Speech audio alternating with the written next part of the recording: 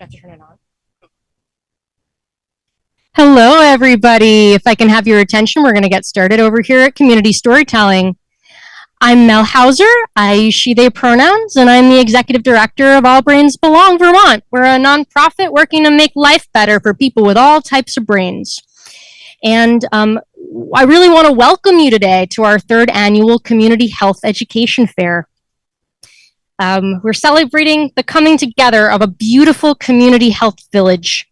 We have like-minded community partners at our resource fair sharing resources.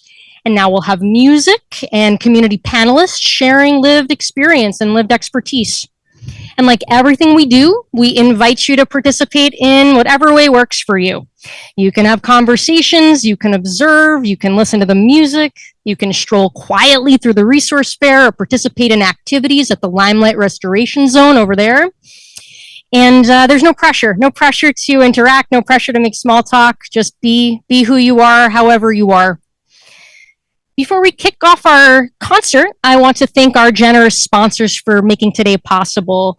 Special thanks to Limelight Restoration Services, Nelson Mullins, Eternity, Encore Renewable Energy, and Blue Cross Blue Shield of Vermont. And I will tell you more about other generous sponsors as we go this afternoon.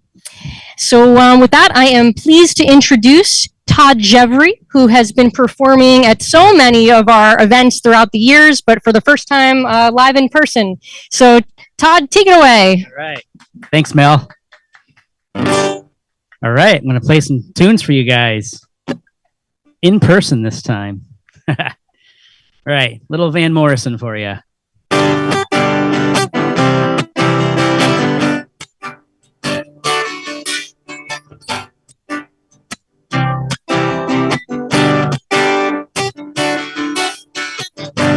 Hey, where did we go?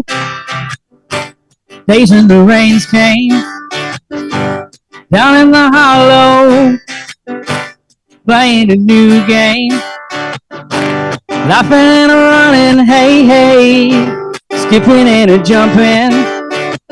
In the misty morning fog with our hearts a thumping. And you, my brown-eyed girl,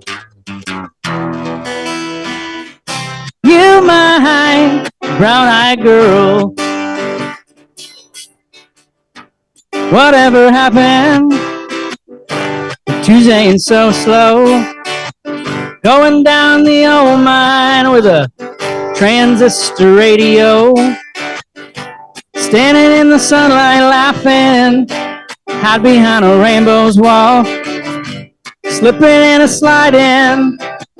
All along the waterfall with you, my brown-eyed girl. You, my brown-eyed girl. Do you remember when we used to sing cha-la-la-la-la-la-la-la-la-la-la-la-la-ti-da? Just like that. Sha-la-la-la-la-la-la-la-la-la-ti-da. La-ti-da.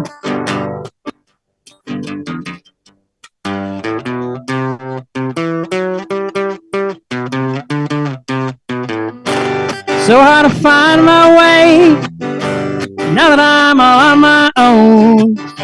Saw you just the other day. My, you have grown. Cast my memory back to our Lord.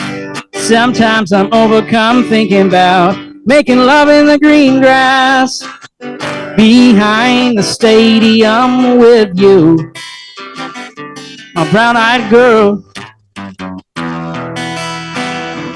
You, my brown-eyed girl. Do you remember when we used to sing sha-la-la-la-la-la-la-la-la-la-la-ti-da?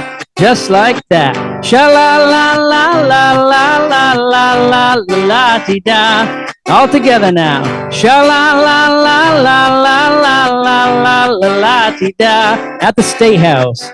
Sha-la-la-la-la-la-la-la-la-ti-da. La-ti-da.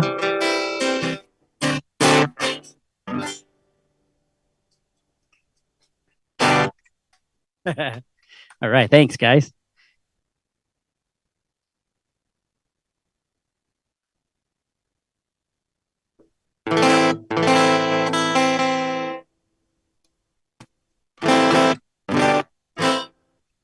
Okay. I'm going to take it down south and do a little southern rock for you. Last year, we couldn't do this here because, this place was all flooded. So, luckily, we've all recovered here and we're here today. So, and we got lucky this year, which is awesome. All right. So, little, have you ever seen the rain?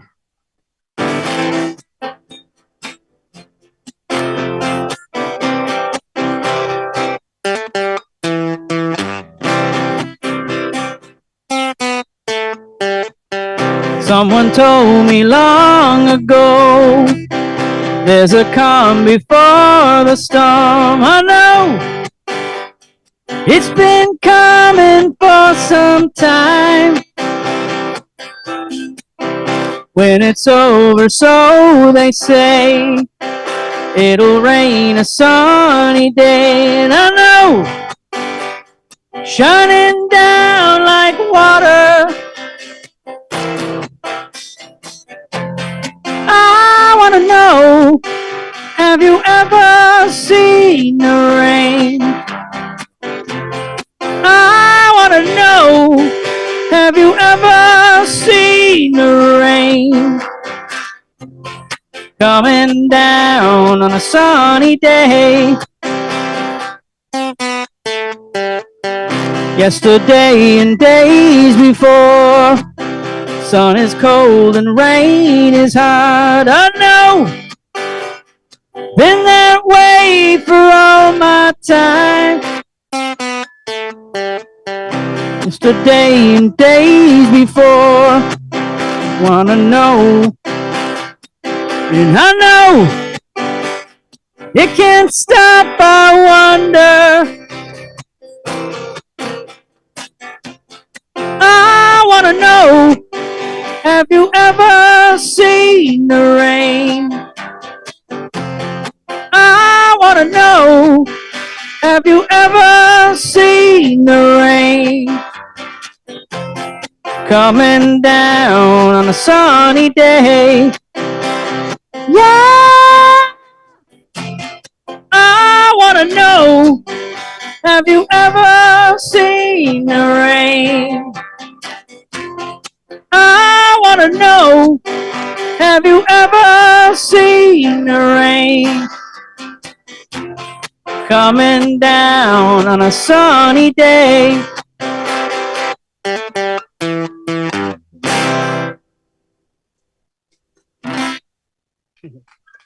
Thanks, guys.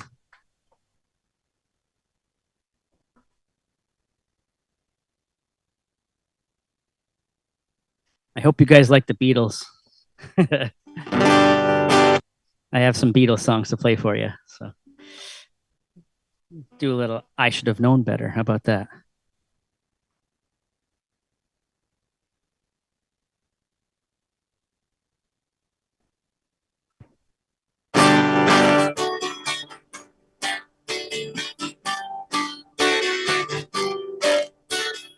I should have known better with a girl like you.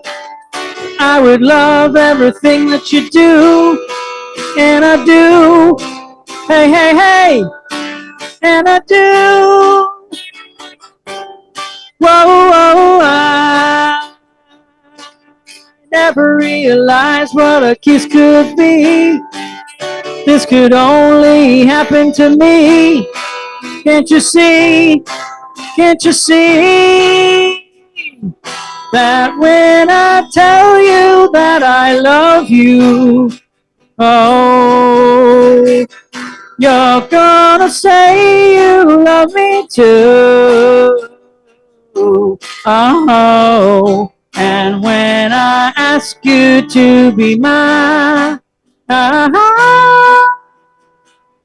you're gonna say you love me too. So I Should've realized a lot of things before. If this is love, you gotta give me more.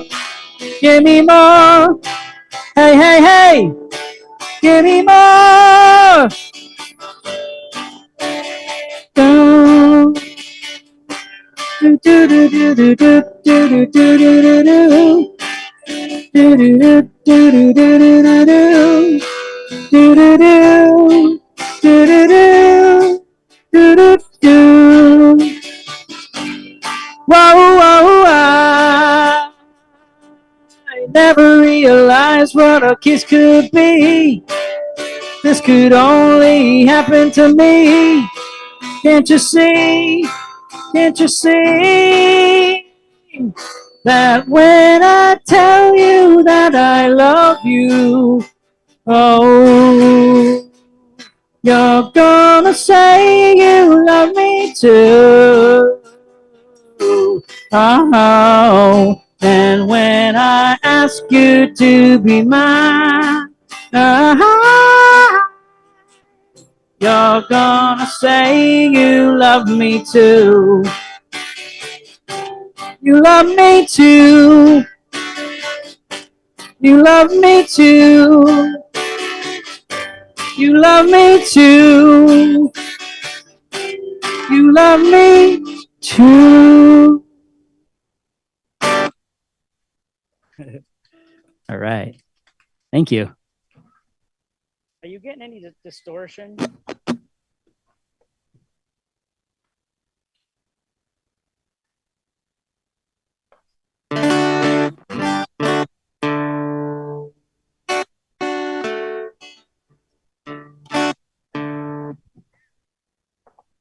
All right. Gonna play a little Jimmy Buffett for you.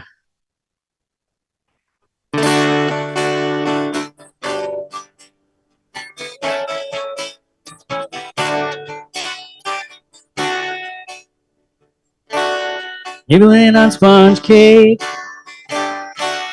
watching the sun bake. All of those tourists covered with oil,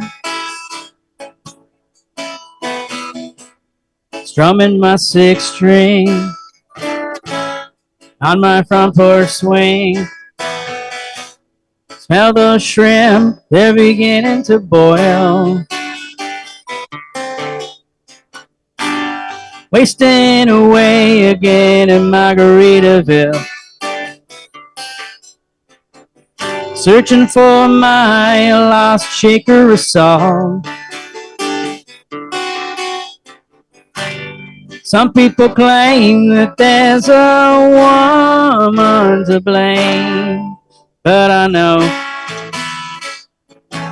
it's nobody's fault. Don't know the reason, stayed here all season. Nothing to show but this brand new tattoo. It's a real beauty, Mexican cutie. How it got here, I haven't a clue. Wasting away again in Margaritaville, searching for my lost shaker of salt. Some people claim that there's a woman to blame. Now I think, hell, it could be my fault. Dee dee dee dee dee. Dee dee dee dee dee. Dee dee dee dee dee dee dee.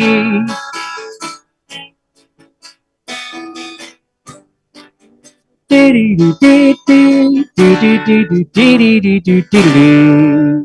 Dee dee dee dee dee. Dee dee dee dee dee.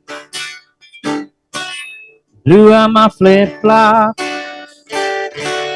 Stepped on a pop top, cut my heel, had to cruise on back home. But there's booze in the blender,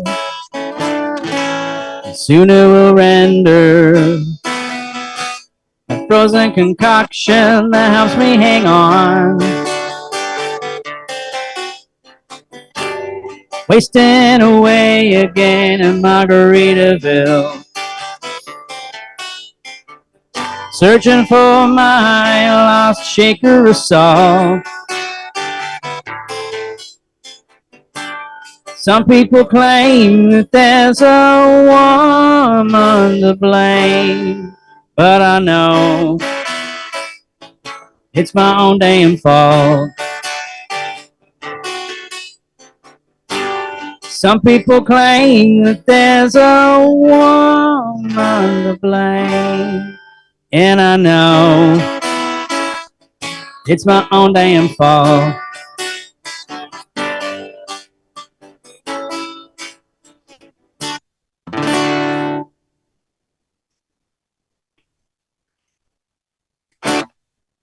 All right.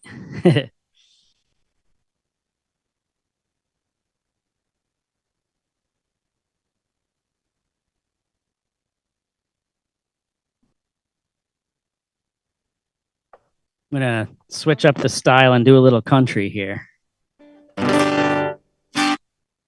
This is by the Avett Brothers, called Swept Away.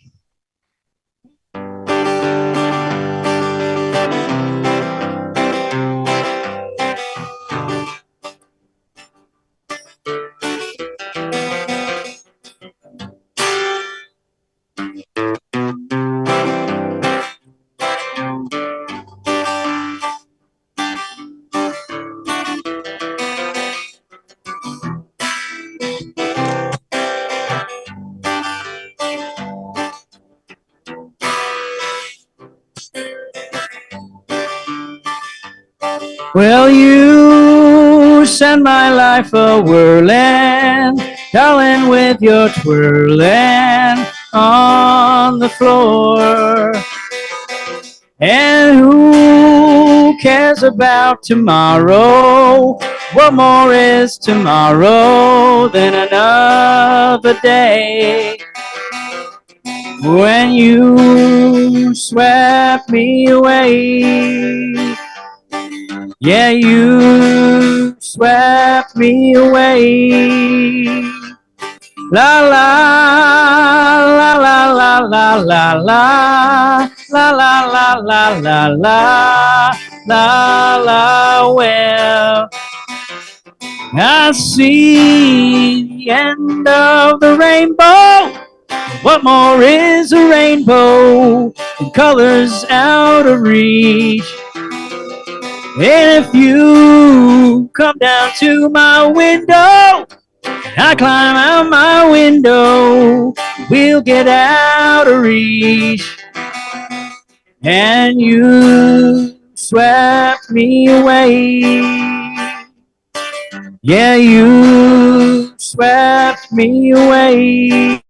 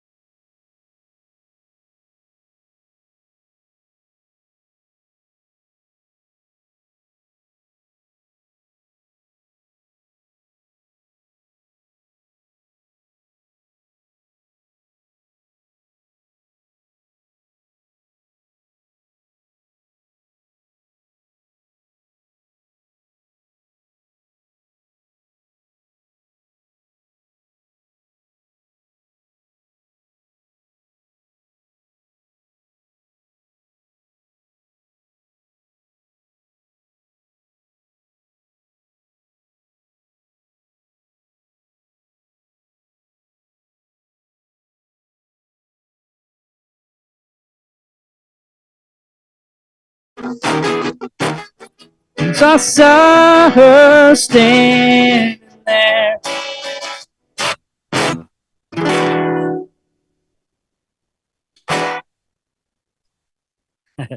Thanks.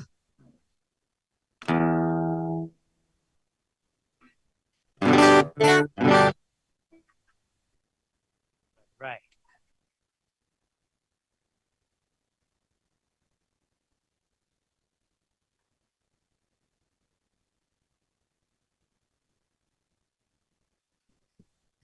I'm going to play a John Denver song now. It's the one you all know. Here we go.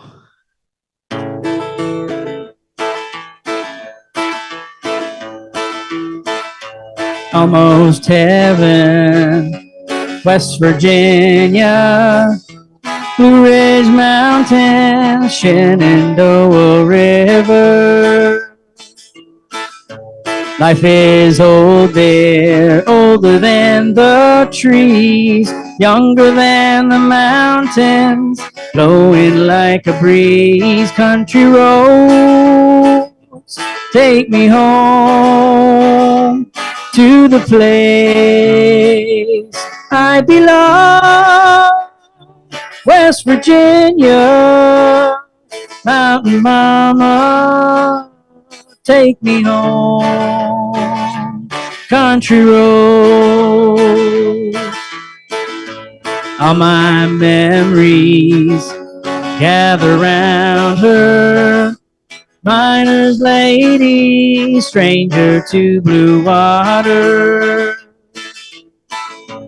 Dark and dusty, painted on the sky. Misty taste of moonshine, teardrop in my eye. Country road, take me home to the place I belong. West Virginia, Mountain Mama, take me home. Country roads. I hear her voice in the morning, how she calls me. The radio reminds me of my home far away. And driving down the road, I get a feeling that I should have been home yesterday. Yesterday. Country roads, take me home to the place I belong. West Virginia, Mountain Mama, take me home.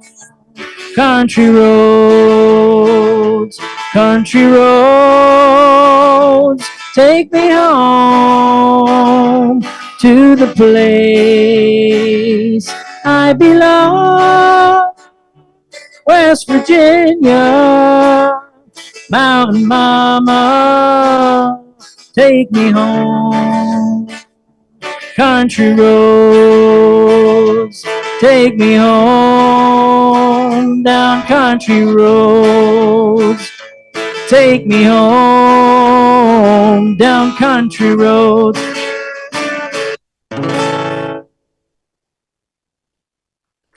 Thanks. Yeah, it's good to do some country numbers. Got to do some of those here and there. And then I like the Beatles, so I hope everyone else does too. I'm going to do another Beatles tune for you.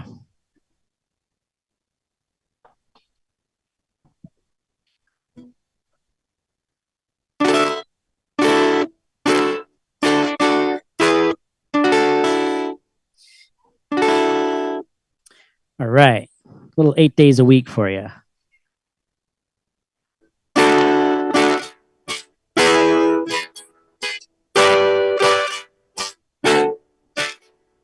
Ooh, I need your love, babe. Guess you know it's true. Hope you need my love, babe, just like I need you. Hold me, hold me, hold me, love me. I ain't got nothing but love, babe.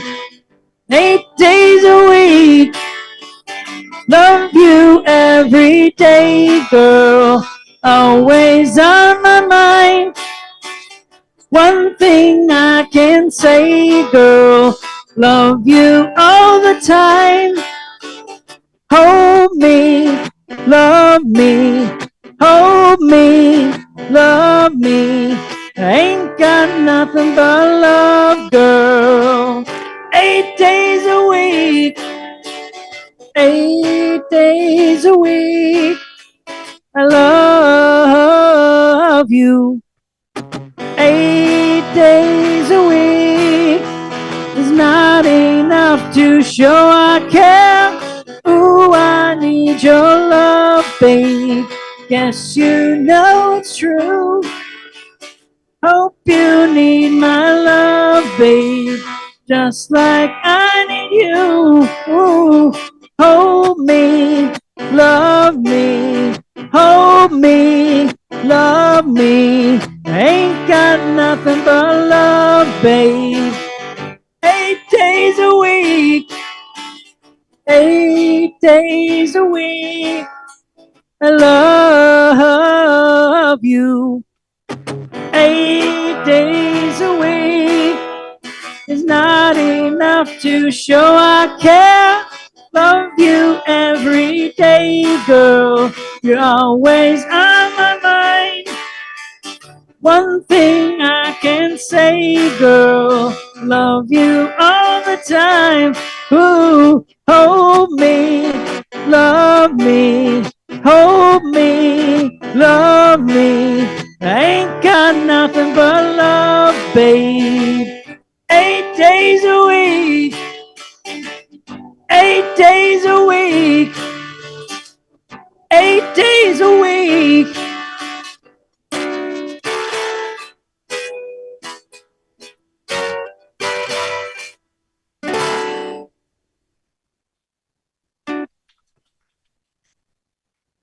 Thank you.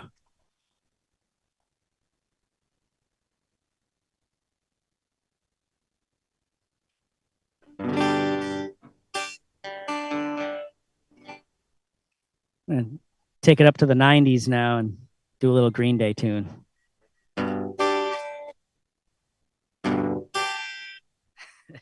Just like the record.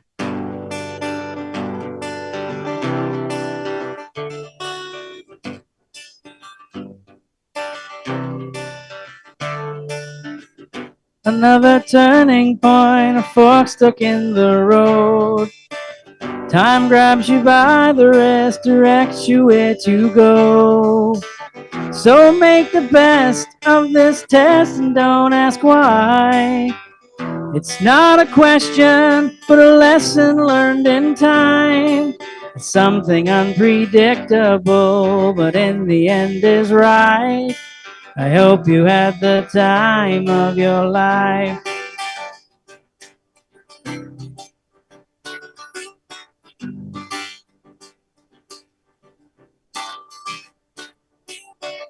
So take the photographs and still frames in your mind.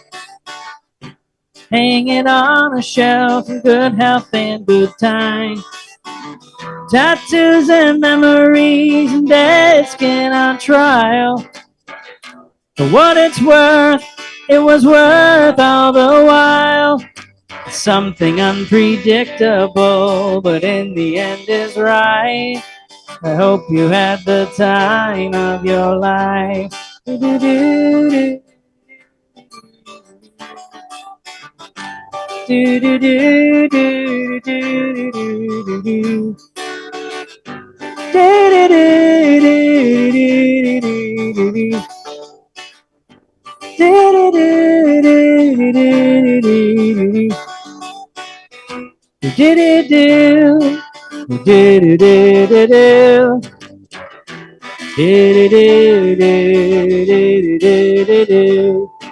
Something unpredictable, but in the end is right. I hope you had the time of your life.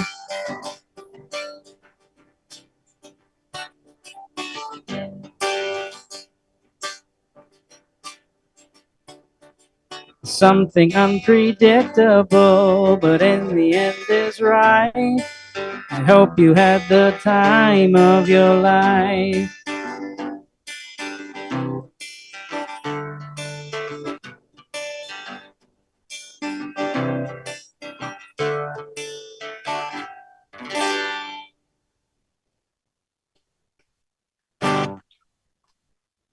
Right, thanks.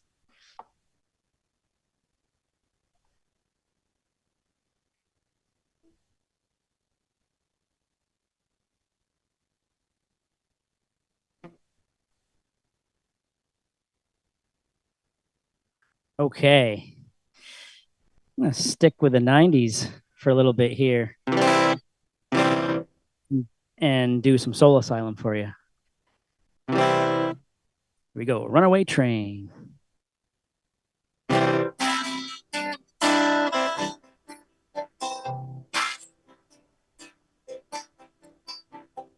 Call you up in the middle of the night, like a firefly without a light. You were there like a blowtorch burning. I was a key that could use a little turning. So tired that I couldn't even sleep. So many secrets I couldn't keep. Promised myself I wouldn't weep. One more promise I couldn't keep. It seems no one can help me now. I'm in too deep. There's no way out. This time I have really let myself astray. Runaway train, never going back. Wrong way on a one-way track. Seems like I should be getting somewhere. Somehow I'm neither here nor there. Can you help me remember how to smile? Make it somehow all seem worthwhile. How on earth did I get so jaded? Life's mystery seems so faded. I can go where no one else can go. I know what no one else knows. Here I am just laughing in the rain, with a ticket for a runaway train, and everything seems cut and dry. Day and night, earth and sky. Somehow I just don't believe it. Runaway train, never going back. Wrong way on a one-way track. Seems like I should be getting somewhere. Somehow I'm neither here nor there.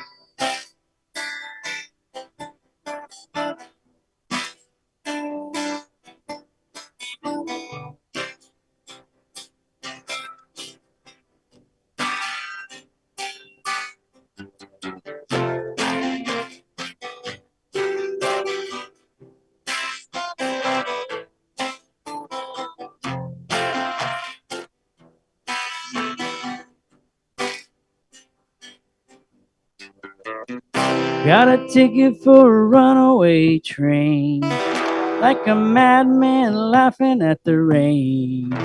Little out of touch, little insane. Just easier than dealing with the pain. Runaway train, never going back. Wrong way on a one-way track. Seems like I should be getting somewhere. Somehow I'm neither here nor there. Runaway train, never coming back. Runaway train, tearing up the track. Runaway train, burning in my veins. Said run away, but it always seems the same.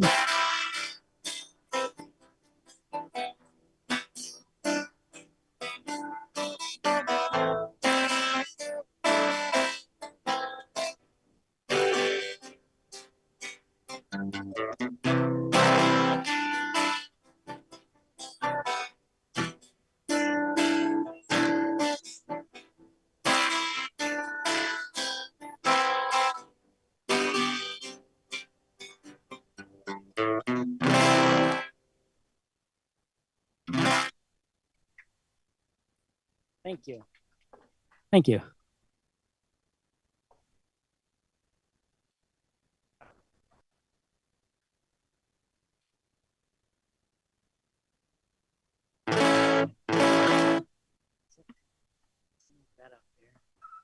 Want to check something.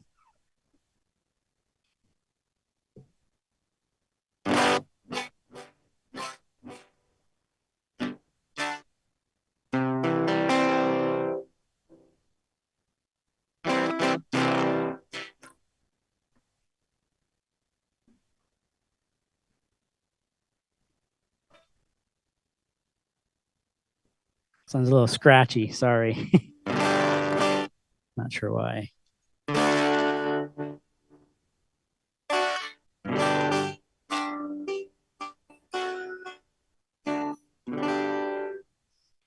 All right, I'm going to do some more Beatles for you.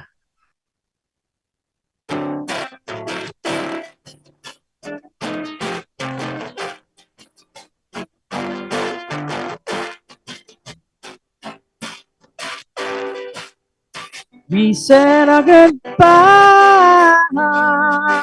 the night before. Love was in your eyes the night before. Now today I find I've changed your mind. Treat me like you did. Were you telling lies the night before? Was I so unwise the night before? When I held you near, you were so sincere. Treat me like you did the night before. Last night is the night I will remember you by. When I think of things we did, makes me wanna cry. We said our goodbyes the night before. Love was in your eyes the night before. Now today I find you have changed your mind. Treat me like you did the night before. Last night is the night I will remember you by. When I think of things we did, makes me wanna cry. Were you telling lies the night before? Was I so unwise the night before? When I held you near, you were so sincere. Treat me like you did the night before. Like the night before.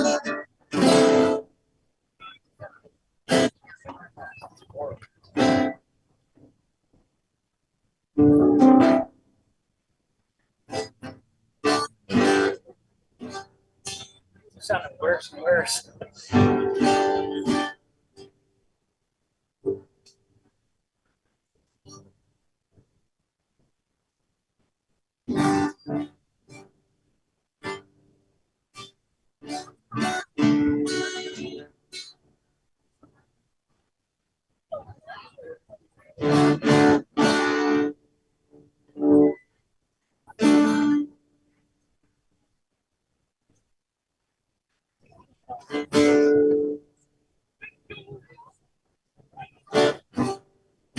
All right, sorry guys. Distorted guitar, I guess.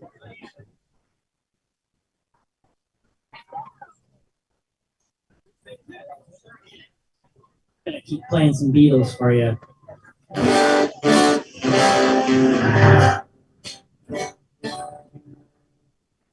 It's not meant to be distorted, but that's what I got. So it's gonna be a little bit crunchy. All right, here's a little more Beatles for you. It's been a hard day's night, and I've been working like a dog.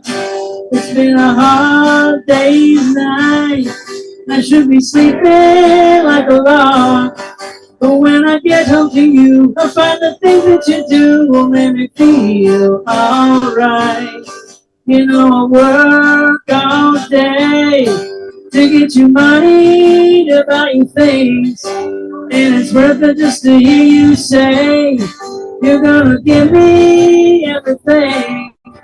So why on earth should I moan? 'Cause when I get you alone, you know I feel okay. When I'm home, everything seems to be right. When I'm home, everything holding me tight, tight. Yeah, it's been a hard day's night, and I've been working like a dog. It's been a hard day's night.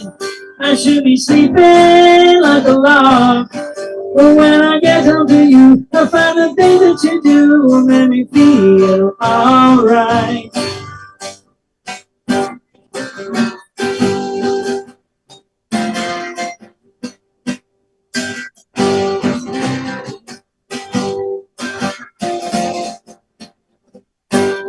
When I get you alone, you know I feel okay. When I'm home, everything seems to be right. When I'm home, feeling you holding me tight, tight. Yeah, it's been a hard day's night, and I've been working like a dog. It's been a hard day's night. I should be sleeping like a log. But when I get home to you, I find the things that you do will make me feel alright. You know I feel alright. You know I feel alright.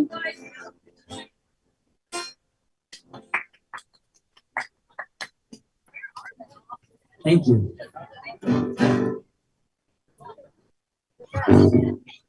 Thank you.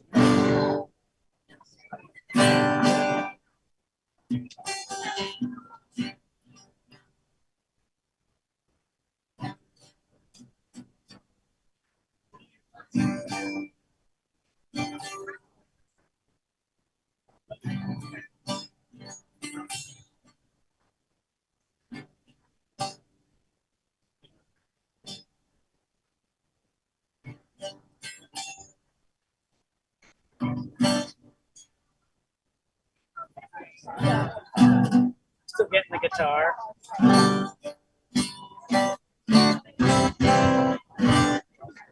All right, just working through some technical stuff here.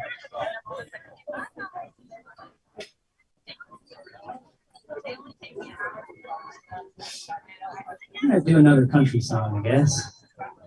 This is little John Prine.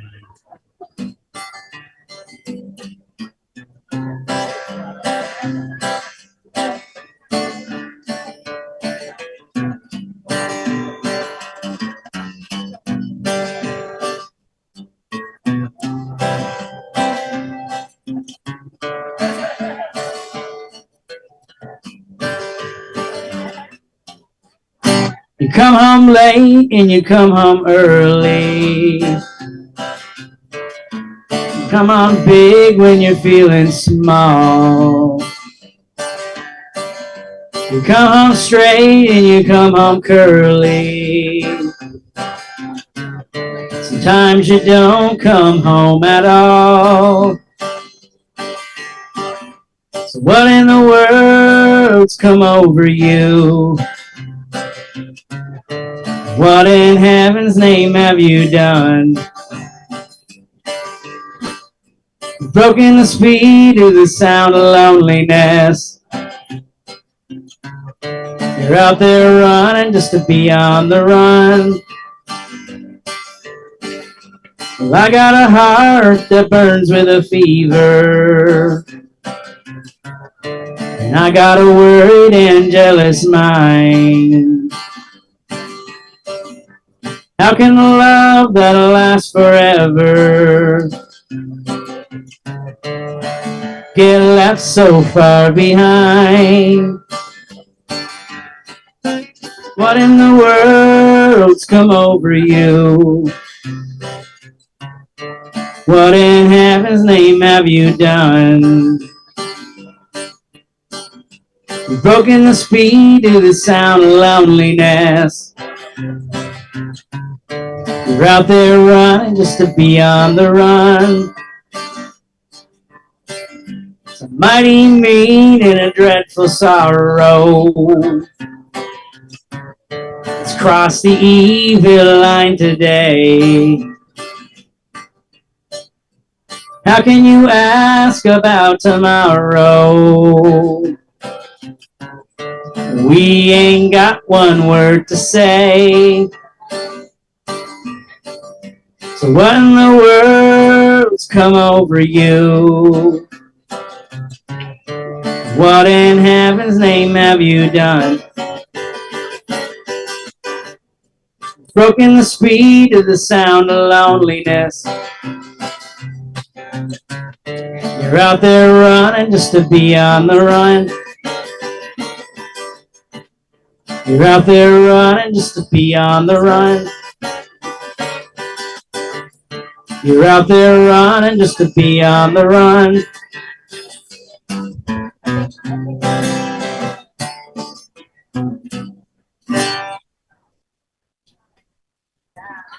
Right, thank you.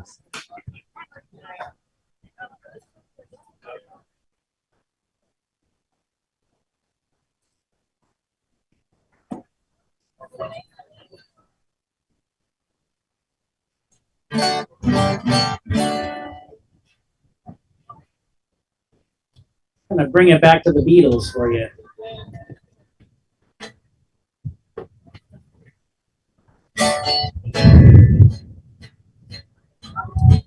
When I call you up, your line's engaged, and I've had enough. So after age, we have lost the time. It was so hard to find, and I will lose my mind. If you won't see me, you won't see me, you won't see me, you won't.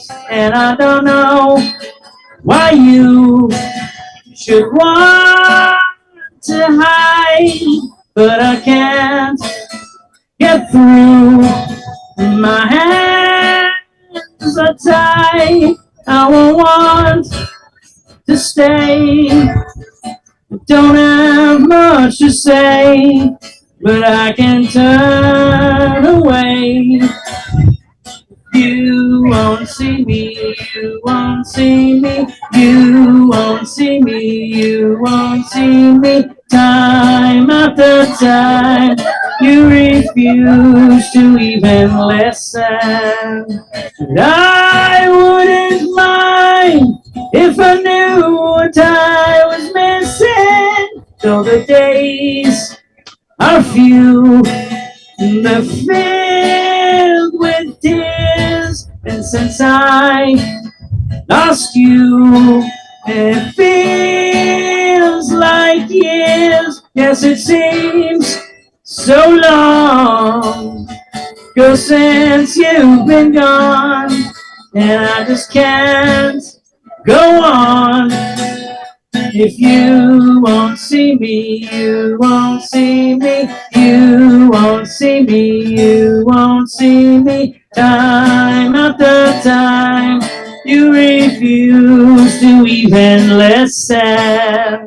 But I wouldn't mind if I knew what I was missing. Though the days are few and they're filled with tears. Since I lost you, it feels like years. Yes, it seems so long ago since you've been gone, and I just can't go on. If you won't see me, you won't see me, you won't see me, you won't see me. Ooh la la la, ooh la la la, ooh la la la, ooh la la la, ooh la la la, ooh la la la, ooh la la la, ooh la la la, ooh la la la, ooh la la la, ooh la la la, ooh la la la. You won't see me, you won't see me, you won't see me, you won't see me, you won't see me, you won't see me, you won't see me, you won't see me.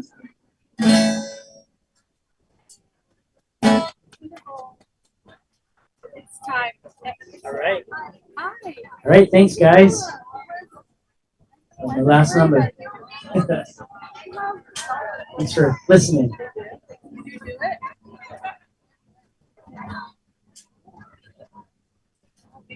Maybe after the presentation. I was there. Yeah, that's what I'm wondering. I'd like to do it together. Okay, great. Waiting on the call. I'll do it. Good. Spencer's back. I got there first. Yeah. Right. Okay, answer the question. Let's see.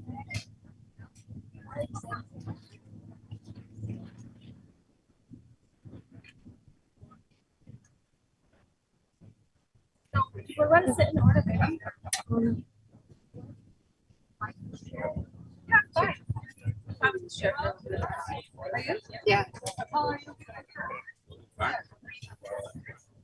Thank you, Todd. Thank you so much. Thank you. I'm so glad you came. Yeah, me too. Thank you so much.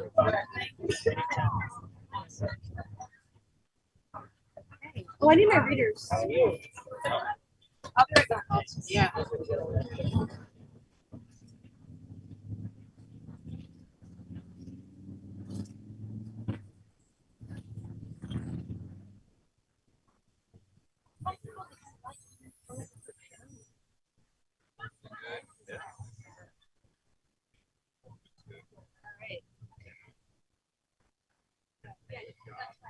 Hello, everyone. If I can have your attention here, we're going to move on to our community storytelling portion of our event. Before we do that, I just want to announce a couple of things that are available. So there's free acupuncture sessions on the left side of the lawn, as well as by donation massage sessions.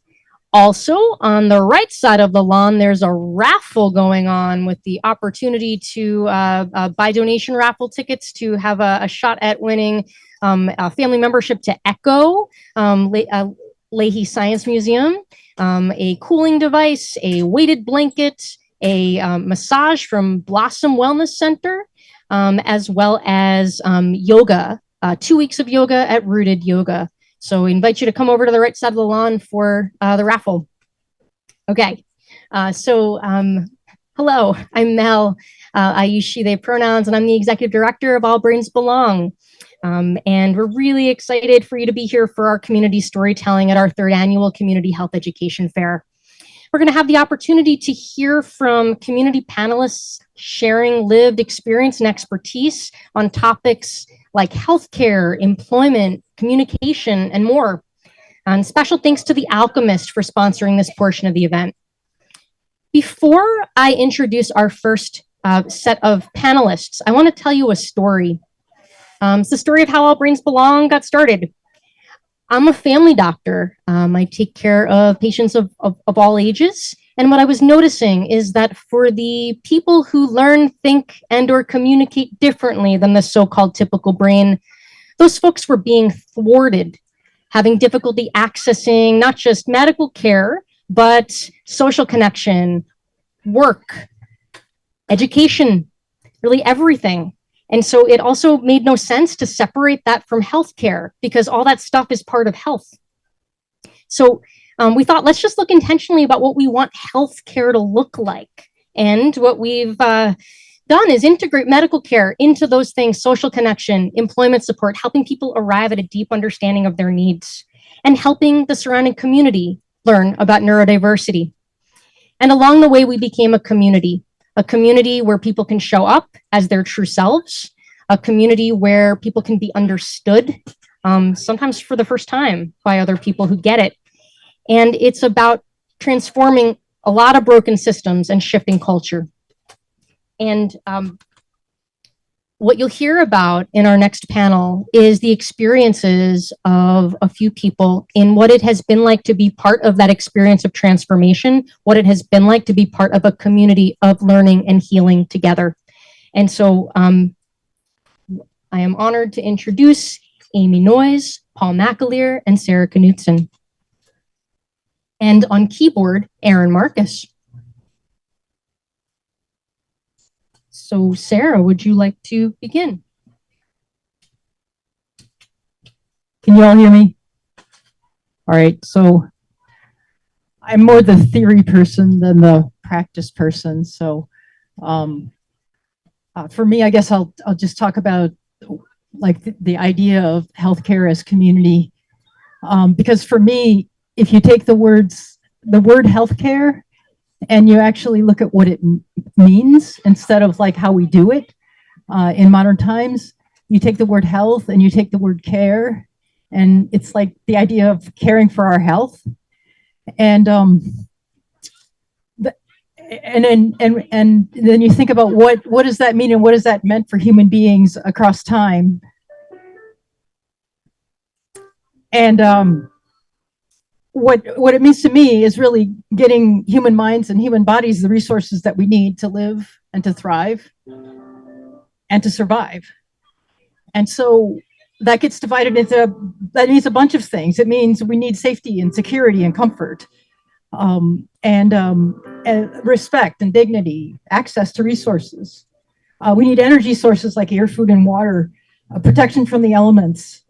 We need to, and healthcare, as we come to think about it, is what happens when all of these things break down. So when all of these things break down, when I don't have protection from the elements and I'm exposed to environmental hazards, or I don't have good shelter, or I'm overstressed because of my work, then I go to my doctor at this institutional setting because my community has broken down. So some part of that is backwards. And arguably, the whole reason we actually have human community in the first place, that we organized human communities in the first place, was to care for our health. And the caring for our health has these different, in order to get these resources together, it's interesting because All Brains Belong has always said, in order to do anything well for our people, we need to do everything well for our people. And so All Brains Belong doesn't just focus on being a doctor's office, it's also helps with employment, it helps with education, it helps with social connections. And it turns out that all of those things are what go into making a good community, and they always have for human beings since time began. And the focusing on employment is really the infrastructure and the systems that human beings have developed in order to make accessible the resources that we need to care for our health and to have health in the first place. And education is really about the information that how do we pass the information on to each other that we need in order to care for our health in the first place. And if you do a thought experiment with me, and you think about you're an alien and you get plopped down onto Earth 20,000 years ago, and you're alone, and you have a human body, and you need to invent all of these things from scratch, and you think about how long you survive. You don't have much without human community. You don't have health, you don't have a very long life without human community. And then you think about, you do another thought experiment with me, and you think about us being a species that's not like we are, where we raise infants from for 20 years and take responsibility often for them for children longer than that, for a lifetime. You think about some kinds of species of fish or insects or other animals that you just plop your young down and you go on with your life. And you think about, so plop your young down in the middle of a street and go on with your life. And you think about how long that baby survives. Doesn't, right? It gets hours to days to weeks. So all of that, all of those resources, all of that information that a community brings that are essential for human survival, that's what we bring to each other. And if we don't have that, even on, or if we're stressed about not having that, we can document the effects on human minds and bodies when we don't have that. And we know that the one buffer that we actually have between the harsh realities of what life is and the life that we want to have, and the potential lives that we all can have, is the quality of our human relationships. And when those relationships are awesome and connected, then we have human beings thriving and being the best they can be in the relationships that are the best quality they can be, and families and communities that are as happy and connected as they can be, and health that is, and our health reflects that, because our bodies and our body systems actually reflect the quality of our relationships. So that we carry that the stress, literally we have two bodies, two minds and two bodies, and the body that's designed to deal with stress shuts off our immune system. It overtaxes our cardiovascular system. It overtaxes our respiratory system. All of our body systems are overtaxed and struggling when we're under the stress of worrying about whether we actually have a community that's going to take care of us. So put those of us who are on the neurodivergent spectrum, you can see how that plays out in our health. If we can't access human community because we relate differently or we think differently, not worse, not better, but differently, we have a different contribution to make than the mainstream culture possibly values, but possibly one that the mainstream culture needs, then we have a heck of a lot of hard time accessing those resources that every human being needs to live well and be well, and that none of us can do without. And so the difference that All Brains Belong makes is that it's actually created healthcare as a community, which has made it possible for so many of us to access health and care in a community setting, in a peer setting. And that, for me and for many of us here, has made all the difference. Thank you.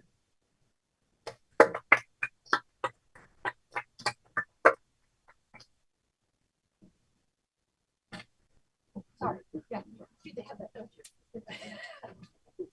Yes, 58. What's up? I don't much care for talking.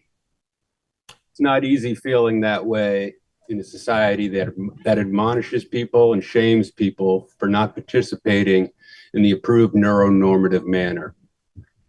This message is delivered subtly and overtly by individuals, including loved ones, as well as society as a whole. I have roiling rage and frustration inside me, accompanied by shame and loathing, because the people who are doing the hurting think they're doing something nice. They're rubbing a cat the wrong way, though. So I make a conscious effort to avoid people just because I don't like talking. So when I read Mel's email asking me if I wanted to talk today, ironically, I said yes with warmth and openness in my heart. I feel at home with the ABB community, even though I was only first introduced to the community late last October when I attended my first Brain Club. At the end of that Brain Club, I felt emotional. A bunch of emotions swirling around and coming together inside me, giving me the feels. I now understand that was my body reacting to being in a safe place. I'd never experienced anything quite like that before. After that first Brain Club, I signed up to receive all of ABB's emails, and I also signed up to volunteer. Shutting them as I'm going. Yeah. Thank you. And I haven't missed a Brain Club since. I've developed a deep love for the community and I feel protective of the community. I've started wearing a mask again in stores because I've heard the concerns and frustrations of other patients who are immunocompromised. They educated me and I embraced their message. I don't want to hurt anyone. If wearing a mask means not hurting people, then I'll do that. I feel beyond fortunate to have become an ABB patient this year. As a patient, I feel the help and healing coming from the ABB staff and the ABB community. It's a truly beautiful thing to connect with others facing similar issues and share our field-tested experiences. Also, as a member or patient of ABB, I'm a member on their channel on Discord, where patients are interacting with each other. I see people caring for each other, and I see people offering help and understanding in a way that we can relate to and feel. I'll shed that too soon. We don't get that everywhere. When I think of ABB, I think of hope and happiness. It often slips my mind that this is a medical practice. 2 weeks ago at the grocery store, I saw Matt Mulligan, a visible ABB community member and also a board member. He doesn't know who I am, but I know who he was from seeing him in Brain Club videos. So he's a little bit of a celebrity, but I didn't ask for his autograph. I just kept walking right by because I had things to do. And I did not want to get stuck in a conversation. But then I thought about it, and the ABB community understands access needs. So I went back and introduced myself saying I had things to do and I was just stopping by to say hello. So we chatted for a moment, which was really cool. And at the end, Matt thanked me for introducing myself. And then I went back to doing my things, feeling happy for how things went with Matt. Last testament to ABB. About 4 years ago, I lost all the hair in my body due to alopecia, an autoimmune disorder that causes your hair to just disappear. In case you're not aware, autoimmune disorders are common with people with autism and ADHD.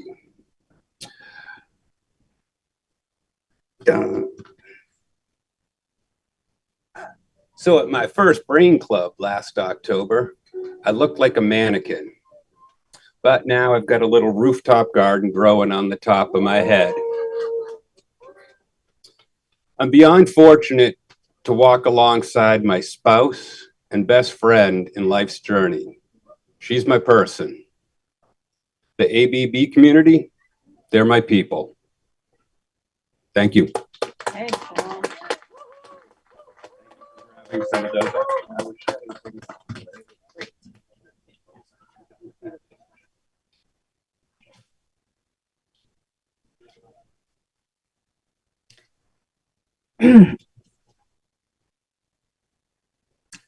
I want to be here right now for this moment to look out and see what we've all created together through the leadership of Mel and the amazing staff at All Brains Belong, Sierra, Lizzie, Olivia, and Sarah. And so many community members coming together to share this moment in community to reimagine healthcare. A few years ago, I was a person who had given up on life. I was tired. I was struggling emotionally, physically, and mentally.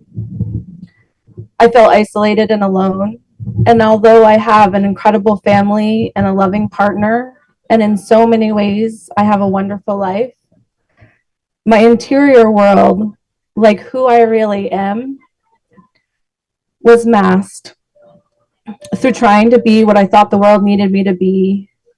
I was so desperate for a sense of belonging to the world, but I was failing at connecting. If you met me in the world, you would never have guessed how deeply I was suffering. I was masking and pretending to myself and to everyone in my life that everything was fine. But the piles of laundry, every dish from the cupboard stacking up in the sink, and the struggle to leave the house were invisible to the outside world, but were clear representation of how I felt on the inside. This led to the biggest burnout of my life. I will spare you all the details of what happened, but I will tell you that during this period, I felt like I was not going to make it. I could not see a future for myself. Thankfully, I met someone who pointed me in the direction of autism, and for the first time in a long time, I saw the light at the end of the tunnel. I will never forget the day I walked into Fox Market, a boutique market in the little town of East Montpelier, where they were donating their tips to a local nonprofit called All Brains Belong. When I saw that name, I had no idea what it was, but in my heart, whatever it was for me.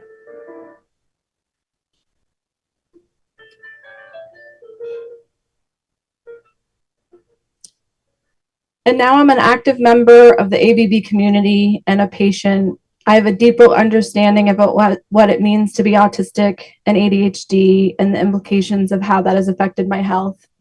I have healthcare that actually works for me for the first time in my life. I have friends who get it and support me when things get hard. I have a way to talk with my loved ones about what's happening for me. I have a place to be myself. All Brains Belong has really given me a purpose and meaning to belong to a space that I feel wanted and included in. I've been thinking about inclusion a lot lately, and for me, the heart of inclusion means kindness, how we treat one another, how we listen, and how we care for each other. What I feel from All Brains Belong is that we're a community of people who believe each other, support each other, and learn from one another. We do this by replacing neuronormative rules of engagement with neuro-inclusive cultural values. Whether you are a Brain Club participant, a patient, join us for craft night, you get to show up however you can and want to. I have never belonged to any group or community where you don't have to be like everyone else to belong or have to earn your place. And what I feel from being a community member at All Brains Belong is that we truly are a community of belonging. All Brains Belong has helped and supported me to start my own business supporting neurodiverse community. And when I named the business, it only felt fitting to name it Free to Be Me, because that is what the ABB community has given me. Thank you, ABB, for helping me see a future.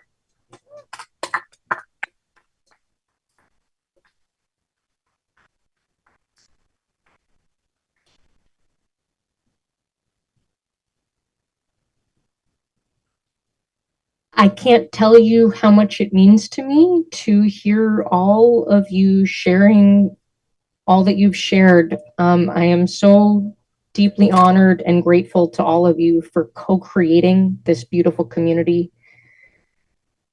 And I am so grateful that each of you and so many other members of our community are sharing your unique gifts, because everyone has gifts. Everyone has gifts that are valued by other people. And often when you don't have a place to belong, when you don't have a place where you can show up as your true self, it's hard to know that because you're not getting those messages. And so I think when we think about healthcare, that the idea of being able to show up as your true self, free to be you, and to be valued by other people for who you truly are, for us, that's part of healthcare. Thank you all so much.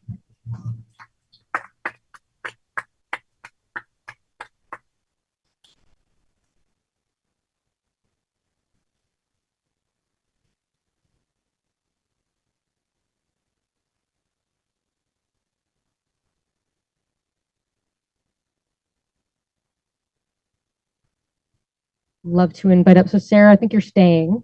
Yeah, I'd love to invite Connie and Gwen up to the stage.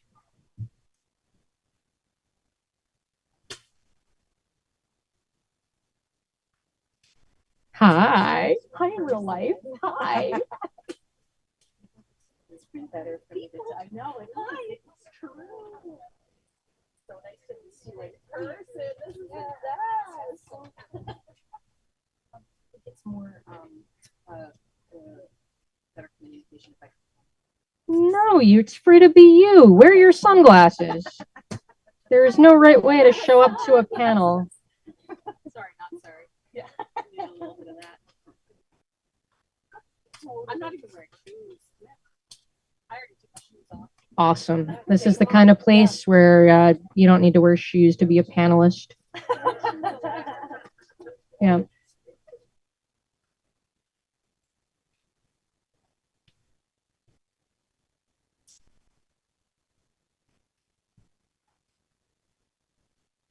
All right. So page 3, it's gone. Anyway, yeah. We didn't need it. We're just going to talk. So part of what we're trying to do here at All Brains Belong is building a community where everyone can get their needs met through connection with other people. And so our next panel discussion is about a world that works for everyone. Buckminster Fuller was a philosopher, a writer, an architect, a global problem solver. And Fuller believed that it is possible to build a world where no one gets left out. And so I am honored to bring back Sarah Knudsen. And oh yeah, we can clap for Sarah. Yeah. Yeah. Sarah is a member of our community advisory board and an ex-lawyer, an ex-therapist, and a social justice advocate, and the developer of Purely Human. And Connie Beal, member of our board of directors and the director of the Working Bridges program at United Way. And yeah, we can do a wave for Connie. Yep. And Gwen Pacalo-Hart, who is the director of the Center for Women in Enterprise Vermont. Yay! All right. So my question to you, and I don't know what order you want to go in, but we can just talk about like what is, a world that works for everyone? Like, what does that look like? Is that a thing that, systems can adapt to make that possible? Did you find page 3 for me? Oh my goodness. A culture of interdependence here. So anyway, I would love to see. What do you think about that? How can systems adapt so that people don't get left out? Anybody want to say? Because I'm already yammering. So for me, it's not a matter of whether we can do it. It's a matter of do we have the will to do it? And in order to have the will to do it, it's something that requires a heck of a lot of change from where we are. And so it helps to go back to the idea that it's actually necessary for us to do it. I mean, there actually isn't another way forward in my mind for the human race. When you look at, and this is where it interacts with health and healthcare, when you look at how our bodies are set up, we do not function well as human beings under stress. So if we create a zero-sum game as a human community, which is what we're doing with a profit-driven motives, where we try to benefit off of each other and get as much as we can from each other and scam as much as we can from each other without getting caught, that if we do that, we do not create the kinds of relationships that are good for our bodies. I have to worry that you're going to catch me, and you have to worry that I'm going to screw you. So, and that's stressful all around. And the statistics and the data are out there about how it's stressful all around. So and the effects of that stress on our bodies, we can document that the things that are killing us are stress-related diseases. So if we want to down the stress-related diseases, we got to get on the same board with each other. Yes. Yes, I think a lot about how workplaces, so as the director of United Way's Working Bridges, I work with employers who are doing really important things to support their employees' access needs at work. And I see a lot of our partners are creating communities at work that can support all of the needs that employees might have. There are employers we work with who are helping their employees with food access, with transportation, with housing, with all of the kinds of things we all need as human beings to show up fully. And they're really starting to learn more about neurodiversity at work and how do they take this time to learn more about working with employees and their needs in order to help people be their best in their jobs. I think about that kind of change as an economic imperative for all of us to be thinking about how do we make an economy that works for all, that allows for all of us to have prosperity, right? We all deserve that. Work should provide opportunity for both us to give our best and to have our basic needs. We should be able to have the things we need when we show up at work to do a good job. I see that conversation more and more. I see employers who are open to the conversation. I see business in Vermont that is ready for that conversation and that learning that All Brains Belong is providing through workplace neurodiversity, education, and more conversation like that, more convenings that help people understand the why. Why is it a win-win-win? Because it's good for us, for our brains. It's good for our community, our economy, for business, and it's opening doors, and that's what workplaces should be. Workplaces are a community, and you can get what you need in a workplace. I'll say one last thing. I worked with an employee once who was struggling with housing stability, was struggling with all sorts of resources in their lives, and really only had a vehicle to stay in, and was very couch surfing, had some mental health challenges that were coming up. I think some of it related to unmet health care needs over time. There's a lot happening, and between you and me, that person should never have been able to show up at work. Like, I had this moment where I was like surprised she could get there, that she showed up to the job. And I remember just saying, like, well done, good job that you got here. And she said, I came here because I knew I could get food and that you'd be here to help. And that she could get some of the things she needed at the job. And so her job became a stabilizing factor. It was a community she could trust and lean on, and she knew what the day had in store for her, right? It was stability. And so if workplaces create that kind of community for us, then that to me is an extension of community, right? We all deserve workplaces like that. So I'm going to pass it to my friend Gwen. I'm sure you have thoughts. Totally. This is beautiful. My name's Gwen. I'm with the Center for Women in Enterprise. So I'm taking more of an entrepreneurial approach to answering this question. We work with entrepreneurs from around the state to start and grow their businesses. And I'm thinking about, I love that you mentioned Buckminster Fuller. One of the things that he has been super like a cheerleader for is identifying your parameters. And I think that one of the things that brings me a lot of hope operating in the entrepreneurial and small business space in Vermont, which intersects with, right, like with everything, right, is this idea of restructuring our definition of success, right, and what's enough, like what is enough. It's something that most of us have gotten socialized out of being able to say, like it's just constant growth and more is good. And one of the things that I think is really beautiful that I observe in Vermont, especially through like the All Brains Belong community and in rural communities around the state, is that there's a different approach to answering what is enough for an individual. And once we answer that for ourselves, we build stronger communities, I think. And the way that looks is stuff like democratizing the word entrepreneurship and small business owner. Entrepreneurship is simply a mindset, right? And people who make a lot of money wanted to take that word and make it theirs. We are all inherently entrepreneurial. If you made it here today, if you made it to work, if you made it to the boss, like whatever, you're entrepreneurial, right?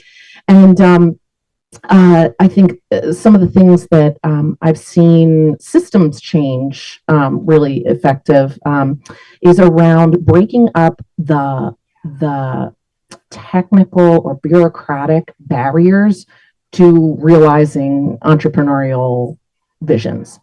That can look very technical and somewhat boring. I'm going to tell two boring stories. One boring story that can be really effective is in looking at procurement policies, both at a business, if you work for a business, if you work for the state, whatever, looking at procurement policies that really specifically state what's valuable to you. And what's valuable to most of us is climate resilience, being here tomorrow, making sure that our families are healthy, right? Like, stuff that we all actually want to do. And a procurement policy helps us to do that. There's not a procurement policy, I should say. State of Vermont does not have a procurement policy around working with diverse entrepreneurs that requires the state to work with diverse entrepreneurs. Just something to think about. And then, I also thought about collective hiring models.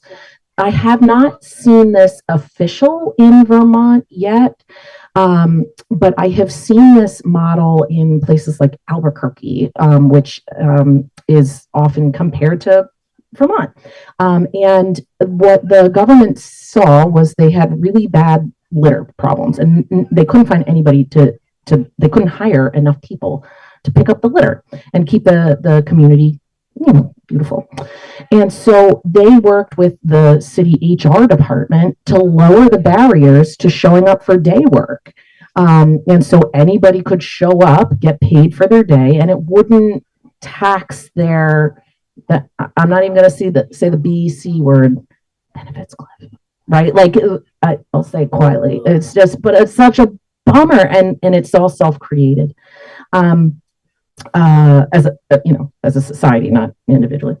And then the final thing is this whole idea of like, you can buy a business. We are facing in Vermont the largest exodus of small business owners over the next 10 years because they're aging out of their businesses. People who came here in the 70s, 80s, 90s started these like awesome businesses that were like, yeah, this is Vermont. They're retiring. Also, what we saw after COVID was that a lot of people got burned out and are looking to transfer their business. That can be an amazing, amazing economic development opportunity and a social entrepreneurship opportunity for us individually. So building out those networks and matchmaking and just the democratizing the experience with small business ownership, I think makes life way better. Thank you. Some of the things that come to my mind in hearing what all of you have shared, right, is the idea that decisions impact everyone. And so like it's this shift from thinking about what is, an individual need and the collective, right? And so I just wonder what thoughts do you have about how do we as a society, as a community, like think about that distinction, right, between the individual versus the collective. Anybody have any thoughts? Yeah, you just sparked some good thinking in there. Neural pathways. Oh, there they go. Oh, Mel did it again. I could, the thing you made me think about is how, I think prioritizing language around access needs when it comes to workplaces, really starting to get comfortable and thoughtful and mindful of that, like really prioritizing that in the teams that you work with, that you support, the workplaces that you're part of, making it normal, making it part of your operations, like how you do business. And so that your teams get to know each other well and know how to work alongside each other. This happened to me recently where I had a really strong emotional response at work, and my thinking brain went offline, and I was just really in that trauma space, that kind of survival brain, and couldn't come up with my good thinking until about 2 hours later when I went back to my CEO and I was able to say, now I have good ideas. And he said to me, I know how your brain works. Totally get it. And so he could create space for me to have what I needed in order to show up and give him my best thinking. And that to me meant it meant so much to me that I was at a workplace that could do that. And so it's really important. I share that with others to say, your employees, your colleagues aren't going to show up as you do. And that's awesome, because it means you're a diverse team and you're going to come up with your best products and your best ideas. But you got to make sure everyone can get into the work. How are you getting them into the work? And are you giving them the things that they need? So I think on an individual level, there is that level, that micro, or that sort of on the street, or boots on the ground. And then there's I think collectively some decision making that we as a community in Vermont, we know we're in challenging conditions. Costs are really high. Employers are raising wages. That means there are more people who are earning really well and have great benefits, but maybe there aren't enough resources and safety nets for some of the things that are more expensive. It's hard to find housing. It's really difficult to live in a rural state and have transportation. I think we need to make some significant infrastructure decisions about how are we supporting people showing up to produce and be included in an economy for all. I have a question, but I think that's on all of our minds, isn't it? How are we creating an infrastructure where everyone who wants to work can work? And I think that's the worst part of it, is seeing how work right now has become, you almost have to be in a state of privilege, right? To be able to even walk through a door to be at a job, and that it leaves people out. So until everyone can say, I'm ready to work, I want to work, and plug me in, then I feel like we have a lot of work to do as community to make decisions about the structure around us. Just in the interest of time, we're going to leave it as a panel, but we invite you to come up to the panelists afterwards. Thanks for asking. Oh, did you want to go? No, go right. For me, I guess the answer to that question is starts in 1949, after World War II, with the Universal Declaration of Human Rights. Because with the Universal Declaration of Rights, really, which was a lot of it was spearheaded by Eleanor Roosevelt, they were trying to figure out how to never have this happen again. They were trying to figure out what's the solution to human conflict. How do we not do this? So what they did, and when I first read it, and I read the preamble, I got to about the first page, and I just started to cry, because it's just so beautiful. It's like we're members of a human family. We're equal in dignity and rights. We have a common enemy, but it's not each other. The enemy that we have of our people is fear and want and misunderstanding. And collectively, we have to do something about that if we're going to live in peace and harmony. And we all have inherent dignity and worth and conscience. And those are just incredible principles. And then they went on to list they gathered this basically a study of, they asked the nations around the world to come together and say, what do human beings need to live well and be well? And because we have to protect the things that we all need to live well and be well. Everybody has to have that, or we're going to fight. And so they listed 50 things that we all need to live well and be well, and said these are things we all need to protect. And so a lot of people think of human rights as this individual concept, I have a right, yeah, but it's actually shared rights. It only makes sense if we have these things that we all need in common, and they're shared resources, and we have to make sure that all of us can access them. So we have to start thinking in terms of shared rights instead of individual rights.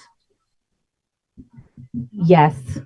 And what you're referring to, during that time in the mid-40s, when the Economic Bill of Rights was written by FDR, and in that time, there's the idea, the exchange, that if you show up for a hard day's work, that we would be able to expect in return as a worker that you could have housing, you could have health care, you could have access to education, your children would have their needs met, that you could have a good life. And so we're at a time now where I think, given the conditions we're in, we need to reimagine work and what work can provide and what we really need from work in order to participate. And like, what's the exchange? Like, what do we want that to be? And I think that we all, like, we're kind of ready for that conversation now. The conditions we're in require it. What do I expect when I go to work? Like, what kinds of things can I provide for my family, provide for myself? What is it that I am expecting there? Maybe that's worthwhile conversation for community. Like, what would you like to see in work to be able to show up fully as the person you are and the gifts you have? Yeah, that was a really special time in our country's history when it came to what a job meant and what we, even then benefits were defined, right? That was when Social Security and this idea of unemployment benefits became a thing. And we know, even during COVID, we learned those systems aren't keeping pace with us. Like, we're not necessarily, we need to think creatively about benefits, about resources that help us all show up in our lives. Yeah. And Sarah added, and for each other. Yes. Yeah.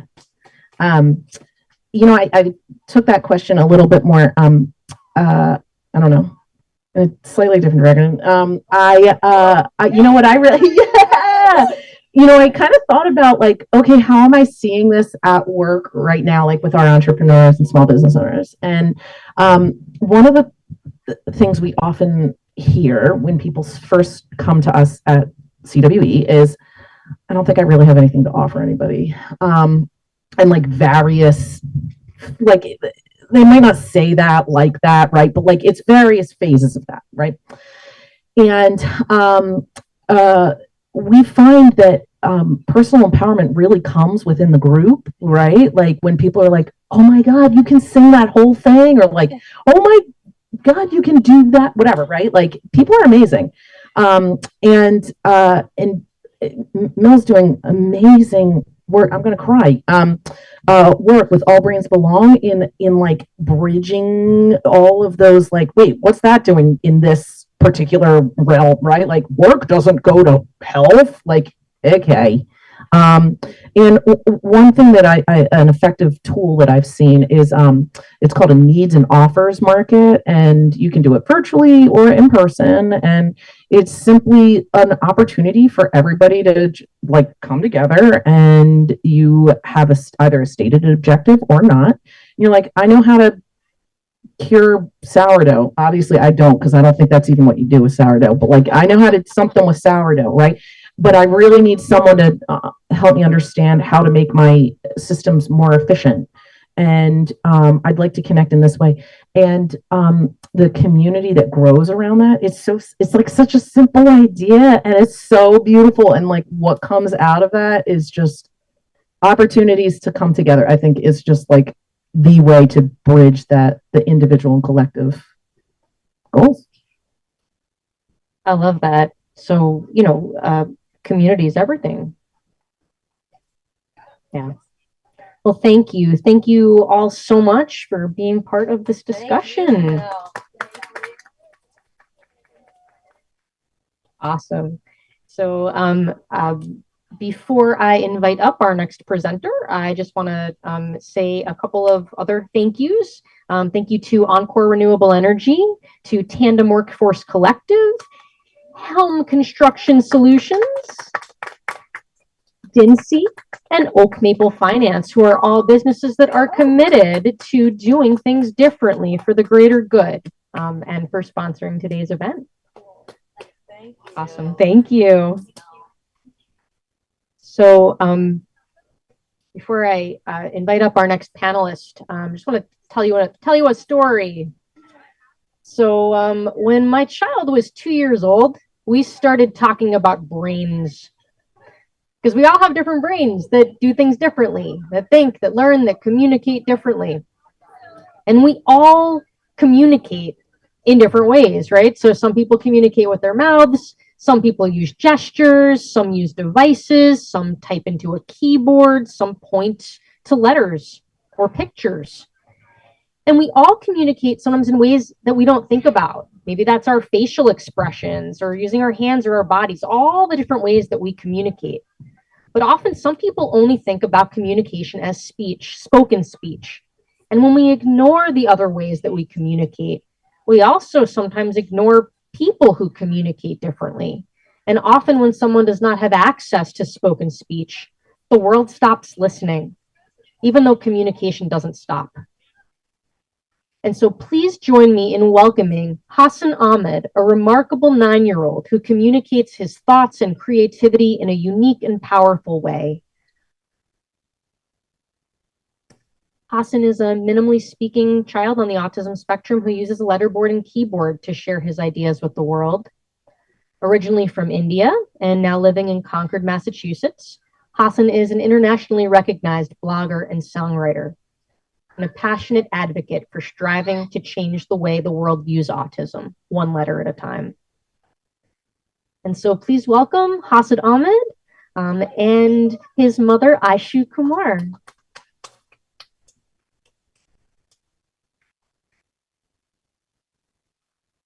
So much. Will the focus on him, or he might take a bit to come? He's walking around. Yeah. Yeah, he's going to be walking around and he'll join us. Thank you so much for having us here, Mel. It's really nice to see that such a big community can come together. Thank you, Summer, for reaching out to us after listening to Hassan's rap song.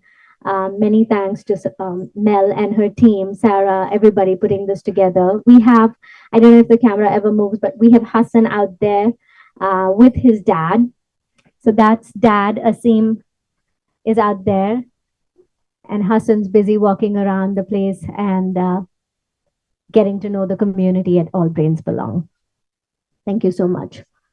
So just by way of introduction, my name is Aishu and I am Hassan's mom. I have a beautiful 12-year-old daughter, Laiba, as well, a big supporter of Hassan back at home today. We're here to just simply share our story and invite you to Hassan's world, because I think there are many who share that beautiful world, which we forget to see sometimes. So do you want me to just go right ahead? Okay. This is a letterboard. I don't know if you can see it well enough. We started off in the autism journey in, I want to say 2016, 2017, and we are from India. We've tried a lot of things, the typical things that happen during diagnosis for any family, and we moved here in 2021. We stumbled upon this beautiful method, one of its kind, which finally told me to presume competence in my child and not think of him as a dysregulated body or just gauge him based on his motor functions, right? So we're not here really to talk about a method. We're not here to talk about program. We're not here for any of that. We're just here to share our experience as parents. We're not experts from any angle. Hassan's finally choosing to join us with Dad. So you'll see me using some visual cues here, so bear with me and try to see if you can sort of be with me as I share it. So like I said, this is just truly from the lens of a parent. We're not advocates of a particular program or a method, but we are not experts, but we are parents who believe in our child. And we believe that there are many like Hassan who remain muted for whatever reasons, just because their motorical functions are not like what we think functions should be or we perceive them to be, right? So Hassan's journey is to really unmute autism. His body is totally different from what his brain has to say. You will soon hear a rap song that Hassan wrote one letter at a time. He poked on this very board and he had the opportunity to even have a conversation with Sal and Adrian over here this morning, and they saw him poking one letter at a time and communicating with them. It takes time, it takes a lot of patience, but I think Hassan demonstrates the patience and we're ready to listen to him. So we have a journey to share, which is really Hassan then and Hassan now. It's not that we've found cure to autism. That's not what we're talking about here. We're talking about how we have a freer life as parents, as mom and dad, as a family today. So I want to spend a little bit time telling you about the before, right? The interesting, dark before. So what I put out there really is parent anxiety, living in fear. I think I've lived in fear for almost 7 years. I want to come out in all vulnerability and share that I couldn't even go to a market or supermarket or pick up a grocery without the fear of a meltdown, right? So I've lived in fear as a parent. We've had countless doctor visits. Mel, I'm sure you understand. It was parent led, it was not child led. I think we made the mistake of choosing things for our son, which we don't do anymore. You'll hear in the next slide. We assumed that he knew nothing. I want to come in all honesty and I want to say that I'm very apologetic about it today. But as a mother, I did think for the first 3 years that he did not know, or he wasn't listening, or he wasn't thinking, or he wasn't feeling. But that's just really far from the truth. We also assume that not being able to talk means not being able to think sometimes. I think that's our limited way of looking at things sometimes. And Hassan, therefore, was on mute for 8 years, ladies and gentlemen. Let's try that. I think 8 minutes is long for all of us. We get mistaken if we don't talk for 8 minutes. We get underestimated. We get rejected sometimes. And he's done 8 years of that. And I would give him a round of applause for coming out of that silence. So here's the fun part. Here's the fun part. Hassan, after we figured that he can communicate, I think we have almost zero anxiety as parents. Is that right? I want to ask Dad to say a few things about the after. Thank you.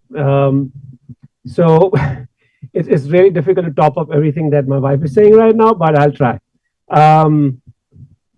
Like really true that we were for most part of our life really anxious and moving around and understanding like how Hassan sees the world, right? So I want to first open this up. The very first thing that we got to know from Hassan was about his world, right? So there is a poem that he wrote, which is called as Welcome to My World. So I'd like for Aishu to speak some like the poem. Yeah. So I'm going to read a poem for you and I'll actually pass this around with some help. This is all Hassan's work. He writes for a nonprofit called Kind Theory based out of Texas. You want to say hello? Texas. Yeah, so he says his speech is like rain sometimes. He said it's like a drizzle or it pours sometimes. So it's very unpredictable, the speech skill. So I'm passing around what Hassan has written. He's a blogger. He's a paid content contributor for Kind Theory based out of Texas that amplifies neurodivergent voices like Hassan's. And I highly encourage you to look at it. This little poster I'm passing around is all words that Hassan has written. Feel free to walk around, Hassan. And you'll see that you can visit kindtheory.org to read more such beautiful pieces. There's a lot of beautiful writers out there like Hassan, and each piece is a gem. Let me read to you Welcome to My World. Welcome to My World by Hassan Ahmed. A window in a palace of thoughts, lens of light. Let us see autism as a flight. In my palace, there are no lies. I roam around freely under the blue and gray skies. My cape is my family. They always cheer for me happily. My crown is a hidden treasure, which many doctors have tried to measure. I guess you are a good friend because you are reading all the way to the end. Let me tell the secret. I have not a single regret. I sing and dance. I spin in every chance. I get to be first in lines. I hear from people that my smile shines. My day is packed with surprises from my body. A new stim, a new loop. Things get a bit moody. Thank you for the window side chat. The door is open if you want to meet a brat. So that's what he said first. He said this across days. He would type one letter at a time. We have a running document. He can type on a keyboard too. So that's how we got to know his world.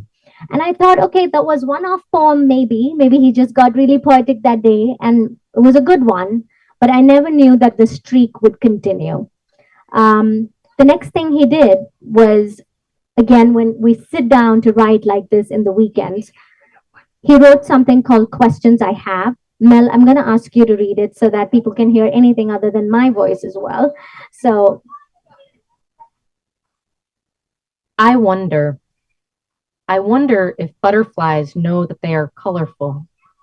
I wonder if there are many Hassans in many worlds. I wonder if birds and animals can use the letterboard to communicate like me. I wonder if the waves have messages for humanity. I wonder if time is a thing for animals. I wonder what my therapy dog Lester thinks when he meets me. I wonder if the week starts on Monday. Why not start on a Thursday? I wonder if I should stop with this or ask one last question. Clear minds can have confused bodies. Do you agree? I wonder. Wow. thank you so much. So now that you have a context about Hassan's life, I'll let Mel bring his rap in, which is why we're here today. He released this rap in collaboration with Kind Theory in the month of April for Autism Acceptance Month. And if you hear him crying, I also want to just give you a sneak peek before the video starts. We asked him this morning. He's been crying ever since he came here for a bit. And the thing he said, which Mel resonated more than she found it really, resonating with her. He said, I'm crying because I don't want to cry. So the more he's forcing his body to be nice, not cry, come out there, the body is resisting and he's crying more than ever before, right? Otherwise, he's not a crier at all. But I guess, thank you, Mel, for opening me up to it. When I said it to you, I didn't think of it enough, but after talking to you, I did. So I'm just going to have the rap played out here for you, and each word written by Hassan and beautifully sung by a rapper called Drew Vocals from Fiverr. So Hassan chose the beats for the rap song. He worked with the rapper himself. The words are his, and everything else is a lot of kind people doing stuff for us. Thank you. Okay, Gabe, take it away. We've got our team member, Gabe, holding things down on the virtual world.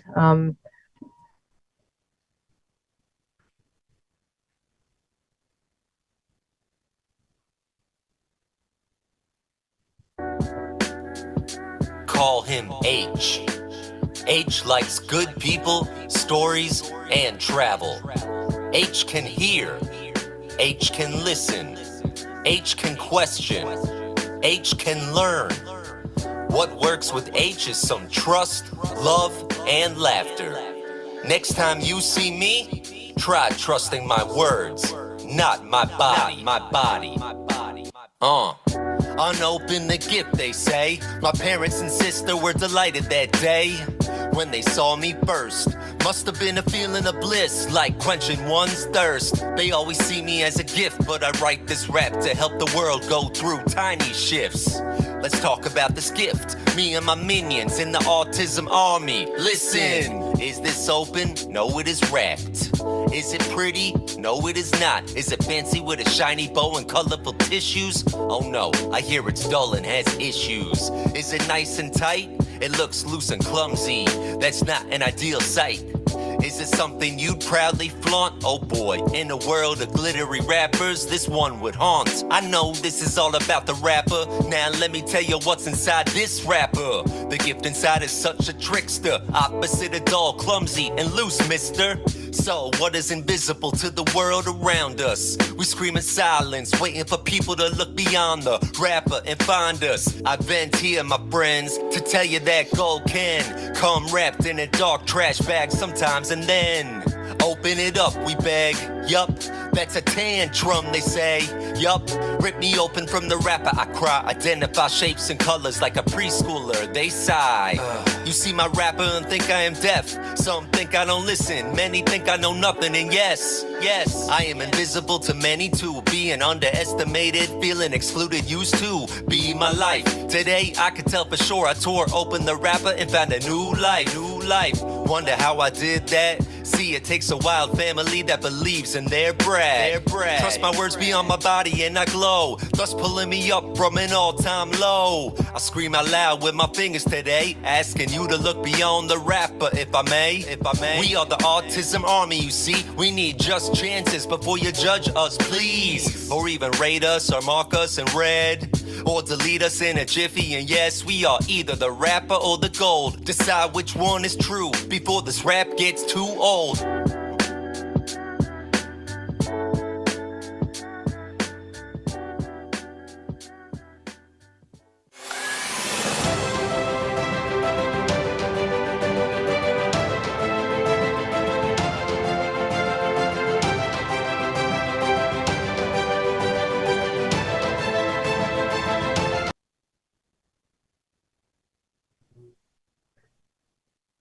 Thank you. Thank you so much for sharing. And thank you so much to Hassan for being part of today and giving us a glimpse of his world. Pleasure. So before Hassan came today, he and his family asked if each could share some art with our local policymakers. And I'd love to welcome up here with us representatives from Montpelier City Council, Adrian Gill and Sal Alfano.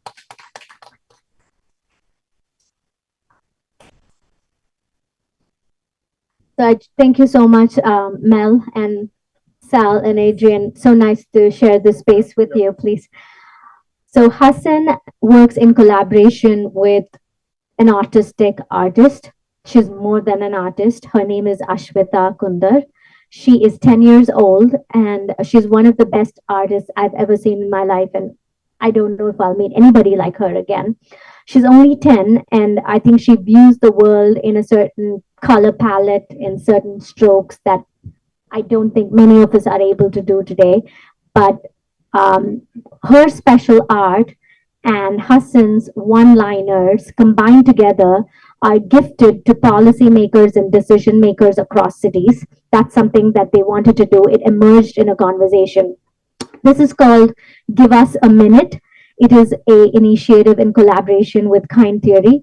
The hope is when you stare at that piece before you make your next decision about neurodivergent people, our plea is that you just stand and stare at it and know just how competent they are so we can make a needle movement with that. I don't know if he's ready to come up here, but if possible, if Dad can bring Hassan here, we will gift something to the council representation that we have here today. Let me talk to you through this piece as Hassan comes in.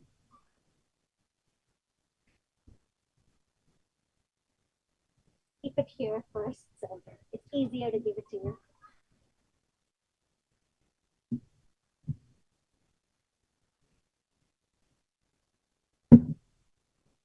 So this is what it looks like. I don't know which way the camera is. Okay, this is what it looks like. This is art done by Ashwita Kundar and a one-liner written by Hassan, which I will ask the council to read themselves. The hope is this gift is going to help them understand that they can presume competence every single time. There's a little bio of both the artists here, and there's a gift put together by Kind Theory for them. So Mel, I request you to please give it away to both of them and they can read it. The boxes are out there.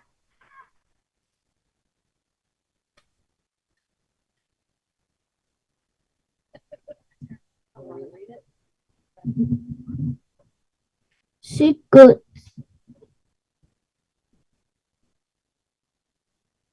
The difference between your mind and mine may be perceived as a gap, but your decisions can build bridges.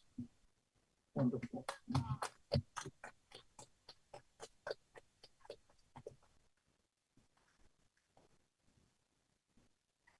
We are not mixed and do not need to be fixed. Please note, it is the brain and body playing wild tricks. Thank you so much. This is beautiful. I don't know if you would stand for a picture. Let's see if you can.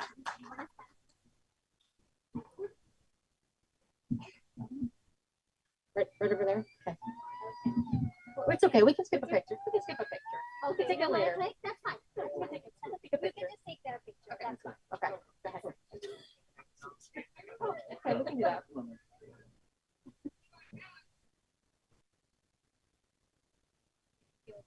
Thank you. And Hassan and his family will be over at their table over here, right next to the blue canopy. If anybody wants to come over and ask them any questions, I would love for you to do that. So I had no idea what to expect when we were invited to do this. And I am simply, H, I'm just blown away. What a remarkable young man. We would like to present to H a key to the city of Montpelier. On the box, it says, presented this 24th day of August, 2024 by the city of Montpelier to Hassan H. Ahmed in appreciation for his creativity and courage and his inspiration to all residents of Montpelier and the state of Vermont. This is for you, H. So H, it's a metaphorical key. It's symbolic. It doesn't open any real doors, but it opens the door of friendship between you and us and the city of Montpelier. And I hope that it opens doors to all the other state capitals. Thank you. Thank you. We really appreciate it. It's Yes, a very thank you. beautiful gesture. Thank you. We feel honored. It's a remarkable young man. Thank you. We hope to see you again. Thank you. It was beautiful. Thank you. Thank you. Yeah, it's a big deal. You like it? We'll share it with you. Thank you. We'll take it. Thank you so much. Thank you, Mel. Appreciate Thank it. you.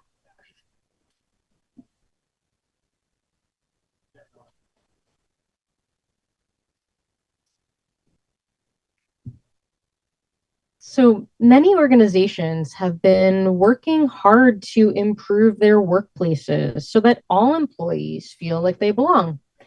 But often neurodiversity and access gets skipped in those conversations. And in addition to helping and supporting our patients and learning about their employment-related needs, we've also been working to try to help employers meet the needs of neurodivergent employees through trainings for workplaces. But the other thing we like to do is recognize local employers who are already creating workplaces where everyone whose minds work in all kinds of ways can do their best work. And so before I introduce our panelists for our next panel, I am thrilled to announce the 2024 winners of our Neuro-Inclusive Employer Bright Spotting Program. Aubuchon Ace Hardware in Montpelier, Limelight Restoration Services, United Way of Northwest Vermont, and the Vermont Assistive Technology Program. So congratulations to all of our winners. And we are fortunate today to be joined by two of our 2024 award winners, as well as one of our 2023 winners. So please welcome Summer Stelter, who is the co-owner of Limelight Restoration Services and a member of All Brains Belongs Professional Advisory Board. Phil Seiler, director of the Vermont Assistive Technology. It's hard to talk when I've been talking for the hour. Director of the Vermont Assistive Technology Program. And Mike Lannon, founder of Eternity, one of our 2023 Neuro-Inclusive Employer Bright Spots. So I would love to hear from you all on what neuro-inclusive employment means to you. Mike, would you like to kick us off? I'd love to, thank you. Yeah, so I thought quite a bit about this question because I think it's something that I take for granted. It's always how I've ran my business, being neurodivergent myself. So we actively promote that on our website, in our job descriptions, that we're very neuro-inclusive and are really open to folks applying of all different walks of life and different brains. And then making that interview process, which I think for many people is a frightening and awkward experience, but if you're neurodivergent in any way, shape, or form, can be paralyzing, I would say. So having different opportunities for that. And then just being openly communicating with everybody on the team as well, instead of creating an environment where someone might feel uncomfortable with announcing that. Just being openly communicating about that and offering tools and support for folks as well. One kind of small practical example is we use a lot of AI in what we do, and there's some amazing tools that can transcribe meetings and take notes and summarize things, so you can just be very present during a meeting and not have to worry about taking notes, and then be able to reference that after. A small little tool like that can be a world of difference. And just being a good human. I mean, I think the bar is set pretty low, but yeah, just being an all-around good human and celebrating that everybody is different and everybody's brain is beautiful.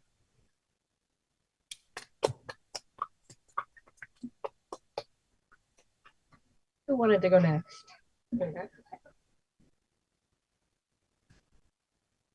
So the Vermont Assistive Technology Program is a federally funded state program, and we work within the structures of state government, and we serve all individuals through all stages of their lives with disability and age-related conditions.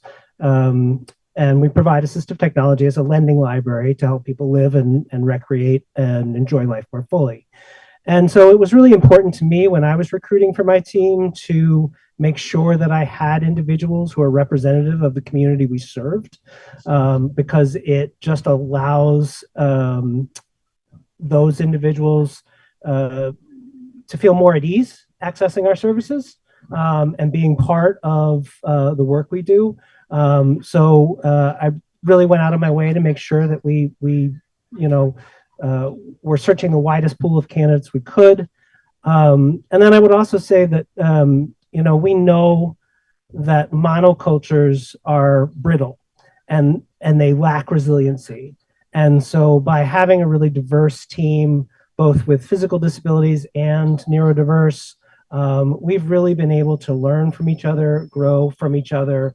And I feel like we just have a great strength to deal with a lot of situations that, frankly, other organizations may not be able to if they were not recruiting outside of their normal patterns. So that's what it means to me.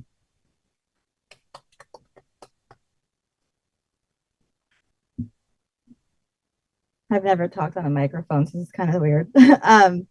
So I wrote a bunch of stuff, but I think I'm not going to read it. So I am recently diagnosed with autism, and I did not know that I was autistic for the majority of my life. I thought that I was broken, and I had to force myself to fit in by copying a lot of other girls that seemed to really get it right. And so my journey through employment was extremely challenging. The interview process was daunting. I lived in Hartford, Connecticut for a majority of time. And the biggest problem I had was no one would tell me why I didn't get the job. And that didn't help me. Like, I needed to better myself to see if I could make my next interview matter. And so I've owned a company for 11 years, and being on the other side as the employer, I didn't know I was autistic. So I'm trying to change my company's dynamic so that it's more universal design, that it is inclusive. And to me, that really means making it accommodating, accessible, offering multiple methods of the same exact role so that every single brain is able to do the same job, but they don't have to go and copy their someone else that's doing that. And I've had employees tell me, I need to act like this person. And I'm like, well, you don't. There's a different way that you can do this. So I think just for me, realizing that I want to help better my employees and even the applicants that come in and offering different ways of interviewing is really important. Thank you, Summer. Can you actually, I didn't prompt you with this one, so can you actually elaborate on the different ways of interviewing thing? That's really interesting to me, what you just mentioned. So a lot of neurodivergent people, especially if they don't know they're neurodivergent, have had a lot of stigma, and there's so much trauma around the interview process. So if you're already traumatized and have high anxiety and you go in that interview, it can be really challenging to showcase who you really are, because you don't know who the person is interviewing you. You don't know if you can be authentic. You don't know if they're going to even ask you clarifying questions that you're even able to answer. You might ask questions that they don't want to answer. And so I really think that it's important for an employer to look at the interview process with, maybe they can only do it virtually. They can't see you in person because they don't feel safe. And it's my job to make my employees feel safe, so that they enjoy coming to work, that they have a good life, because you spend most of your time at work. You spend a lot less time doing what you like and spending it with your family and loved ones. So offering virtual interviews, offering in-person phone interviews, and I don't know if there's any other type of interview you can do, but any kind of interview that is acceptable, I think every employer in Vermont, everywhere, should be offering this. Thank you. And when I do trainings for employers, I tell them the new trendy thing, right, is to use neuro-inclusive best practices. And that includes providing interview questions ahead of time so that everyone is able to access an interview. And certainly if there are jobs that the type of job involves like rapid fire questions that you have to respond to on the stop, well, then it's your job to put that in the job description, because there might be people who would say, I want nothing to do with that job. But otherwise, it's leveling the playing field so that folks who need more processing time or have ideational dyspraxia and need to organize their thoughts outside of their brain before they can be able to access the questions. So, Mike, for you, what do you wish employers would know? So much. We've been given about 3 minutes here. Everything about the interview process, I mirror 100%. One of the things that we do initially, like for our first kind of phase of rounds of interviews, is send out those questions in advance and let them answer those questions via email first, just to kind of let them ease on into that, and then give them a round of questions that they're going to be asked in person or virtually, but that they're not like on the spot. And we'll also often ask them, the potential interviewee, if they'd prefer to ask us a bunch of questions first in that kind of virtual or in person. I found typically an interview might as well be called an interrogation, because it's typically the employer, like, why should we hire you? Why are you the best? Like, what's your greatest weakness? What's your greatest strength? The worst questions that we're programmed to answer in the dumbest way possible. But flipping the script a bit. So more often than not in that first kind of interview process, they're interviewing us, which I think is how it should be. Like, do they want to work for us? Is it going to be a place that they want to work, for not just months and leave and be there for years? And another thing that we are very transparent about is that exact kind of phase of steps of interviewing. So it's usually 3 or 4 kind of rounds of interviews, an email kind of round of questions, typically like a Zoom version, then an in-person if they're open to it, and then a group interview where we'll bring in a handful of our crew, and it's not a surprise where they're just boom, all of a sudden 10 people on the other end. But it gives our employees the opportunity to interview that applicant and them of the employees as well. I've been in so many interviews in the past before I had my business, and you don't get a feel for who you're going to be working with beyond maybe just the person that writes your check, and that's it. So I do wish that folks would consider changing that process. I think we've been kind of conditioned that this is what an interview process is, and this is what your resume should be. That I think needs to change quite a bit. Another thing that we do since we're all pretty much remote now, after pandemic, we still have our office, but we all work remotely. There's multiple employees that have been with us for, 2-3 years now that like very openly communicated with us about after like a year of working that they love working at our company, but if they had to be inside an office environment 9 to 5 with kind of chit chat and distractions, that they wouldn't have even applied for the job. And I can't even imagine some of these employees that communicated that not being a part of our team. So that as well, the kind of forcing back to the 9 to 5, I think needs to be like 9 to 5 and in person needs to be thought of. And there's, I think, some places that sort of have to be in person, but not forcing it upon folks, and having the opportunity to give people the option if they want to go into the office with a couple of crew members that just thrive on that extrovert energy. Awesome, have the opportunity. And yeah, there's, like I said, much more that I could say, but I'll yield my time.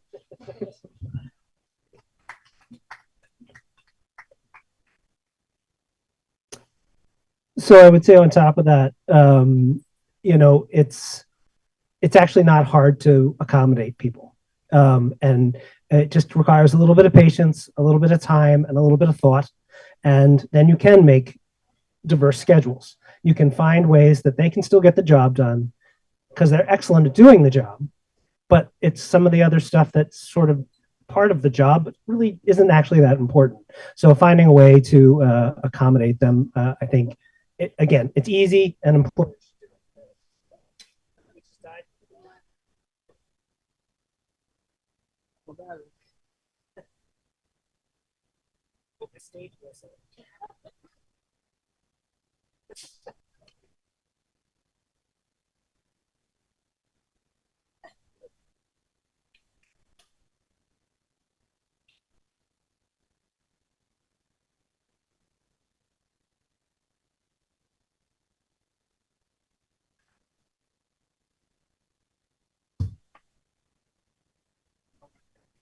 So can people hear me if I talk really loud? No, we got the live stream on. Oh, never mind. This one has to be on. Yeah. So this one's no. So this one, no. Do I need to press the button?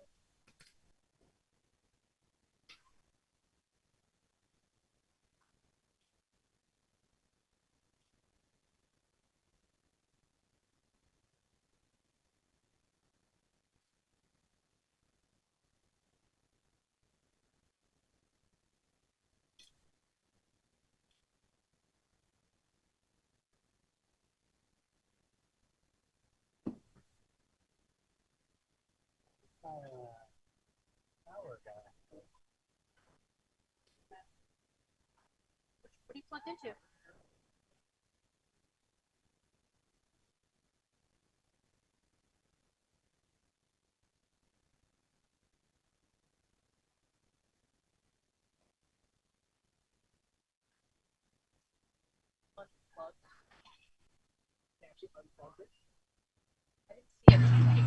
They unplugged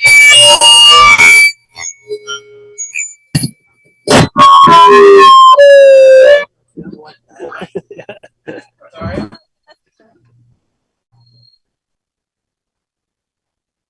Like, I know I can do something, but I don't know what to do. I know you're like, I was like, I don't.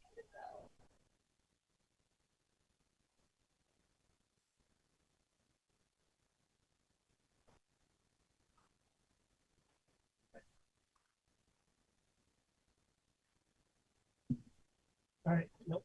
Can we just turn it off?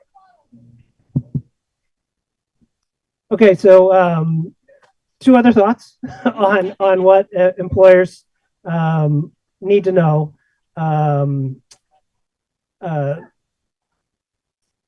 The first is I don't think I've ever applied for a job in my life where one of the criteria wasn't they have to fit in with the culture of the organization, right? You got to be part, like it's got to be a good fit for our team and for our culture. If your culture excludes neurodiverse individuals, then you need to rethink your culture because it's just too narrow And it's not hard. It's just not hard to think a little bit more and be like, oh, well, actually, we can include these people in our spaces. And it makes us stronger organizations. And then the final thing that I really wish employers had a view on, and I think we're only starting to understand it now, is that if you're using an HR system that uses any kind of artificial intelligence to pre-screen your applicants, you are pre-screening out neurodiverse individuals. I guarantee it.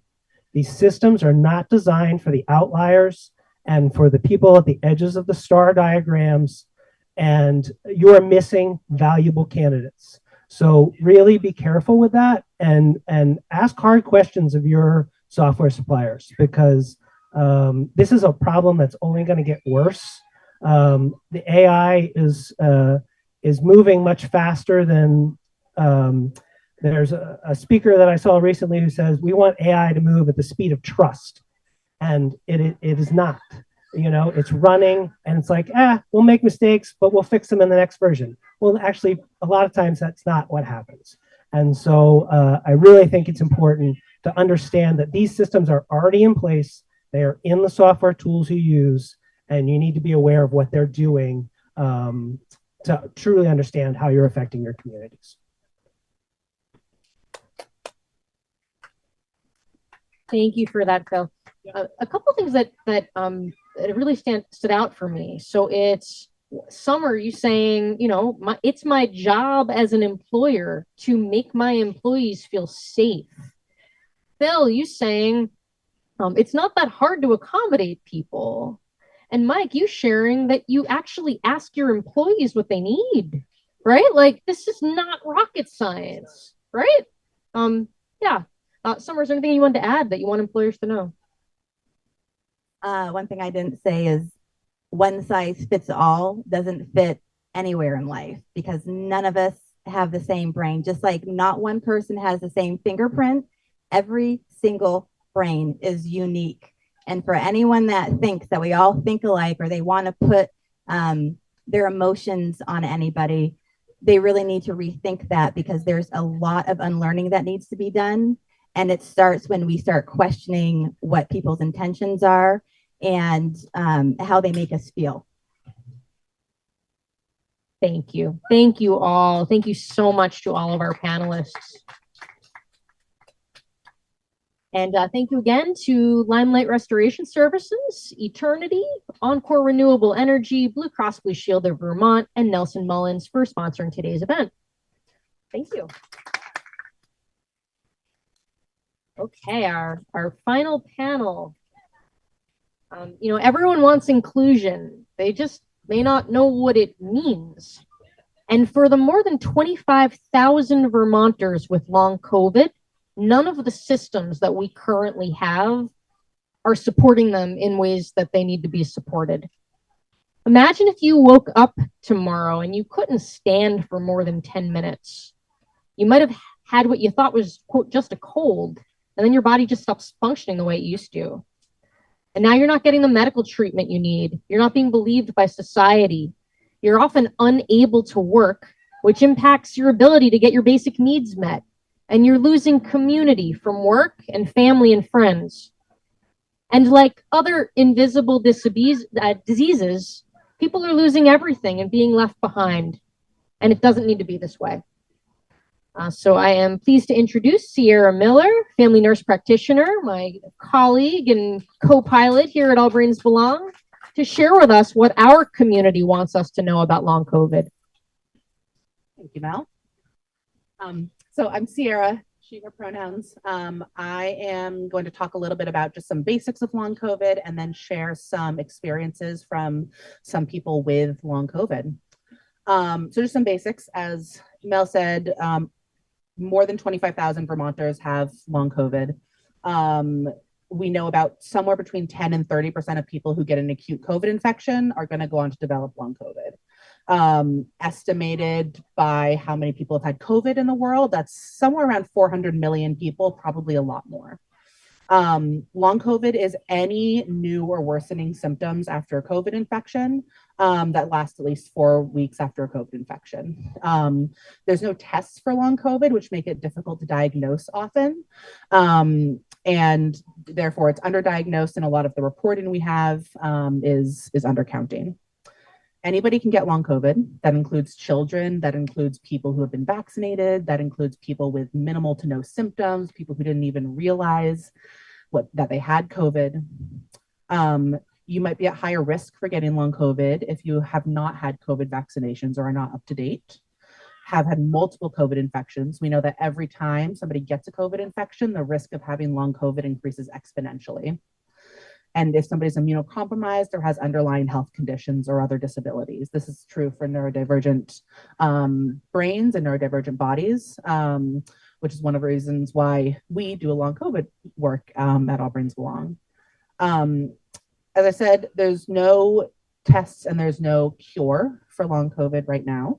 The most important thing we can do is work on preventing long COVID for ourselves and for our loved ones and the other people in our community. Ways to prevent long COVID is avoid getting COVID and avoid spreading COVID. Things like getting vaccinated, wearing masks, avoiding crowded indoor spaces, using social distancing when able, air purifiers, ventilation are all important things for ourselves, but also important things for advocacy for everybody to make places inclusive. I have stories from 2 people with long COVID that they wanted to share because of the nature of this disability. They weren't able to be here today, but I have some written statements to share. The first one comes from Jessica Flaherty. Jessica is a mental health therapist and a disability advocate. Just shares, I remember at the start of the pandemic being worried that we didn't know what was going to happen to the people who caught COVID-19 and survived, because at that point, we were all hearing about the death toll and hospitalizations. As people started reporting strange symptoms, they were being ignored or medically gaslit. As someone who already had weird post-Lyme symptoms and who knows people with Gulf War syndrome, all I could think was, here we go again. I'm a spouse, a parent, a mental health professional. I'm also a writer, artist, photographer, and actor. When I am well, long COVID means that I don't always have the energy to do the things that make me happy or to be there for the people who matter to me. My writing has taken a back seat because of the brain fog I experience with long COVID. And other than my family, my creative work is the most important thing in my life. Long COVID. Thank you.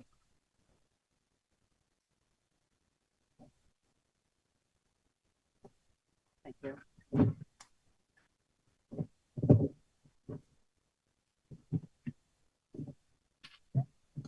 Sorry about that. Long COVID has taken the decision of how I choose to spend my time.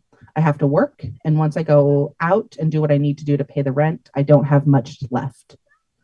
In response to what do you wish others knew about long COVID, Jess shares that it's real, that it makes decisions for you about what you can and what you can't do and how you spend your time. It takes things from you. It's fatigue. It's not knowing if your symptoms are just what you experience every day or if you're coming down with something new. It's having to make excuses or let people down. It's not knowing what it's really doing to you or what long-term effects will be. It's worrying that you'll never get better. Don't keep telling people who are suffering that it's all in their heads or that it'll get better if they do X. Ask people what they need. Accommodate them in the workplace. Mask up if you're sick. Don't push people who are suffering to do things that will exhaust them or trigger symptoms. In response to what makes places accessible to you with long COVID, Jess shares, I'm really lucky to work for Rutland Mental Health and have the supervisor that I do. I'm able to work from home if I need to. I can go for walks to clear my head. I can close my office door and lie down on the floor if I'm exhausted.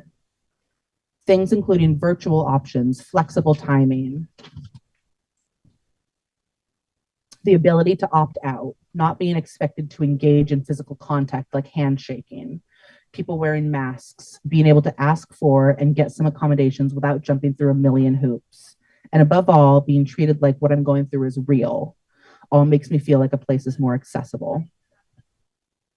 In response to the question, what advocacy efforts do you see most important regarding long COVID? Just shares, we need more providers to acknowledge the impact of long COVID and be trained to recognize it. We need more research on how to treat it and its long-term effects. We need folks who are disabled by it to be able to get benefits in a timely manner.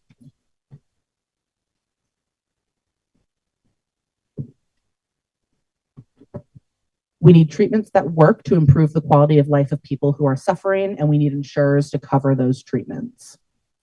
If someone thinks they have long COVID, what would your advice be? Jess shares, seek out an informed provider, adjust your expectations for yourself. Don't be afraid to say no to something that makes you feel worse. Don't be afraid to try things that might make you feel better. Find a community of people who understand and have similar experiences so you don't feel alone in it. And whatever you do, don't give up. There's help out there. There's community to support you. There's hope.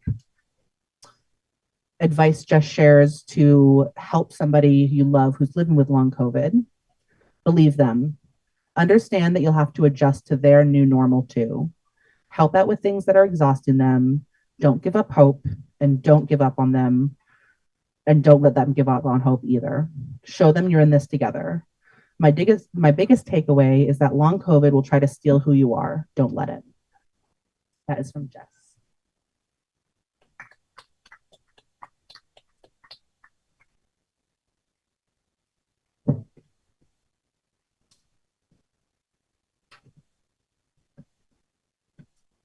I have one more story to share. This is from an anonymous person. I am a patient at All Brains Belong, and this is my long COVID story. Every COVID infection I've had has left me with new or worsening comorbidities. I have had COVID-19 4 separate times.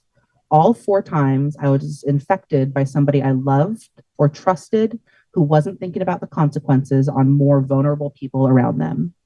I know they didn't mean it. Life is busy. But so much of my pain could have been prevented with the basic practices that we all know to be effective, especially wearing a mask. It took 4 infections for me to fully get long COVID. The most recent infection was my most mild and the earliest Paxlovid intervention I've ever gotten with COVID. I still got long COVID afterwards, which has left me disabled. The things I want people to understand when thinking about long COVID is that it can happen from literally any COVID infection, even if you're only having mild symptoms.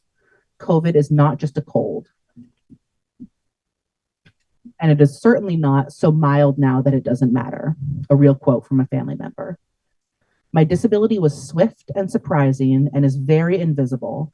And I find that many people don't believe I'm severe enough to be disabled, which is extremely alienating on top of having my entire world turned upside down basically overnight. Remember, it's not what you see, it's what you don't see. When I've got energy and I'm socializing, you aren't with me for the crash lasting days or weeks after, or the pain or the brain fog that leaves me easily confused and frightened, or the fatigue that is so heavy that I can't eat or leave my bed to go to the bathroom. If someone is telling you they have long COVID, if someone tells you they are disabled from it, and if someone tells you they are feeling alone and need help, believe them and offer your support. It costs nothing to acknowledge someone's feelings. You think you're uncomfortable listening to that information? Imagine how it feels to have your body fail constantly and you can't even talk about it without probing, condescending questions or comments. Imagine the work that it takes in the background that you don't see in order for somebody to appear functional in front of you. Trust me, it's a whole full-time job behind the scenes. I hope my story inspires people to support those around them who are having a hard time, but trying to hide it, or are disabled, but not ready to identify that way. This condition can be managed, but it sure is a lot of work, but we can do it together. And I just wanted to end by saying I've been working with COVID patients for a long time, from working in the first COVID unit in Central Vermont to long COVID patients now. And just a thank you to the people who shared today, but to everybody in this community. This is a really isolating and really terrifying illness and condition. And there's a really amazing community of people who are learning this themselves, being their own experts in their own care and educating their healthcare providers. And I'm just really thankful to learn from those people every day, and for the support that they provide for all of us. Thank you, Sierra. And I think this is really, really important and really timely because we are at a time when we have so much mythology, so much so much inaccurate information being shared in mainstream media. COVID is not just a cold. Long COVID ruins lives. And even today, 10% of our community partners from the resource fair, 10% are out with COVID in this small community. So I just think it's really important that as a community, we show up to make sure that more people don't lose the ability to show up anymore. Because when viewed from an equity lens of who gets to show up, if the air you're breathing is not safe to breathe, you don't get to show up. And when we talk about inclusion, if you don't feel safe, you will never feel that you belong. So thank you. Thank you to all of you.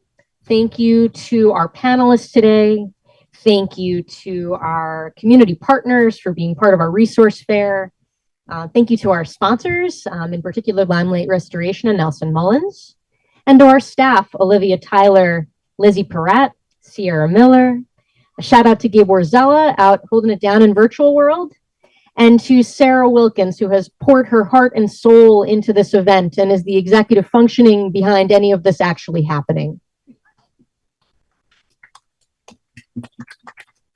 Big thank you to Orca Media for not only helping to ensure that everyone can access today's program, but for all the countless hours that they spend every week delivering neurodiversity education to the masses and amplifying our message through our Brain Club program. And to the journalists who joined us today and prior to today and helping to share our community member stories. And as we continue to build bridges between healthcare and the rest of life, and shift the community conversation about neurodiversity and inclusion. And we continue to build this village coming together to learn and heal. We also acknowledge the reality that there are so many broken systems that need reimagining. And we continue to face the pervasiveness of broken systems and of the systems that deny the pervasiveness of the COVID virus.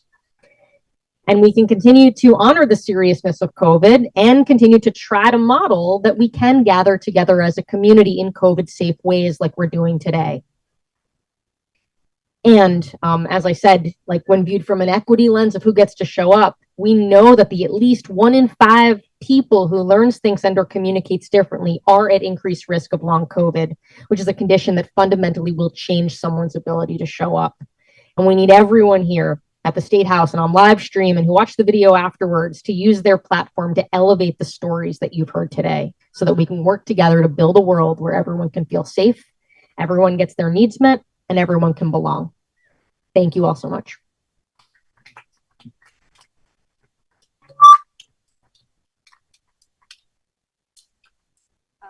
Can I actually have the mic back? Okay, we can shut the live stream off though. Okay. I think we're ready to like draw the raffle prizes, right? We're gonna do that? Yeah, if anybody wants to participate in the raffle and has not done so, please do so over here on the right side of the State House lawn. By donation, by donation. We've got prizes that include a family membership to the Echo Leahy Science Museum, as well as a massage, a 90-minute massage of your choosing, or 60-minute massage from Blossom Wellness Center, and as well as a neck cooling device, and 2 weeks of unlimited yoga at Rooted Yoga.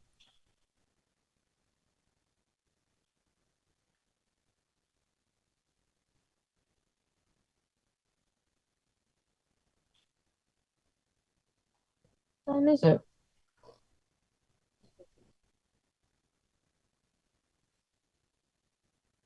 Okay. Maybe what we'll do is give people a few minutes. I see some people headed over there now. And then we'll draw them. Maybe we'll meet back here in like 5 minutes, something like that. Yeah.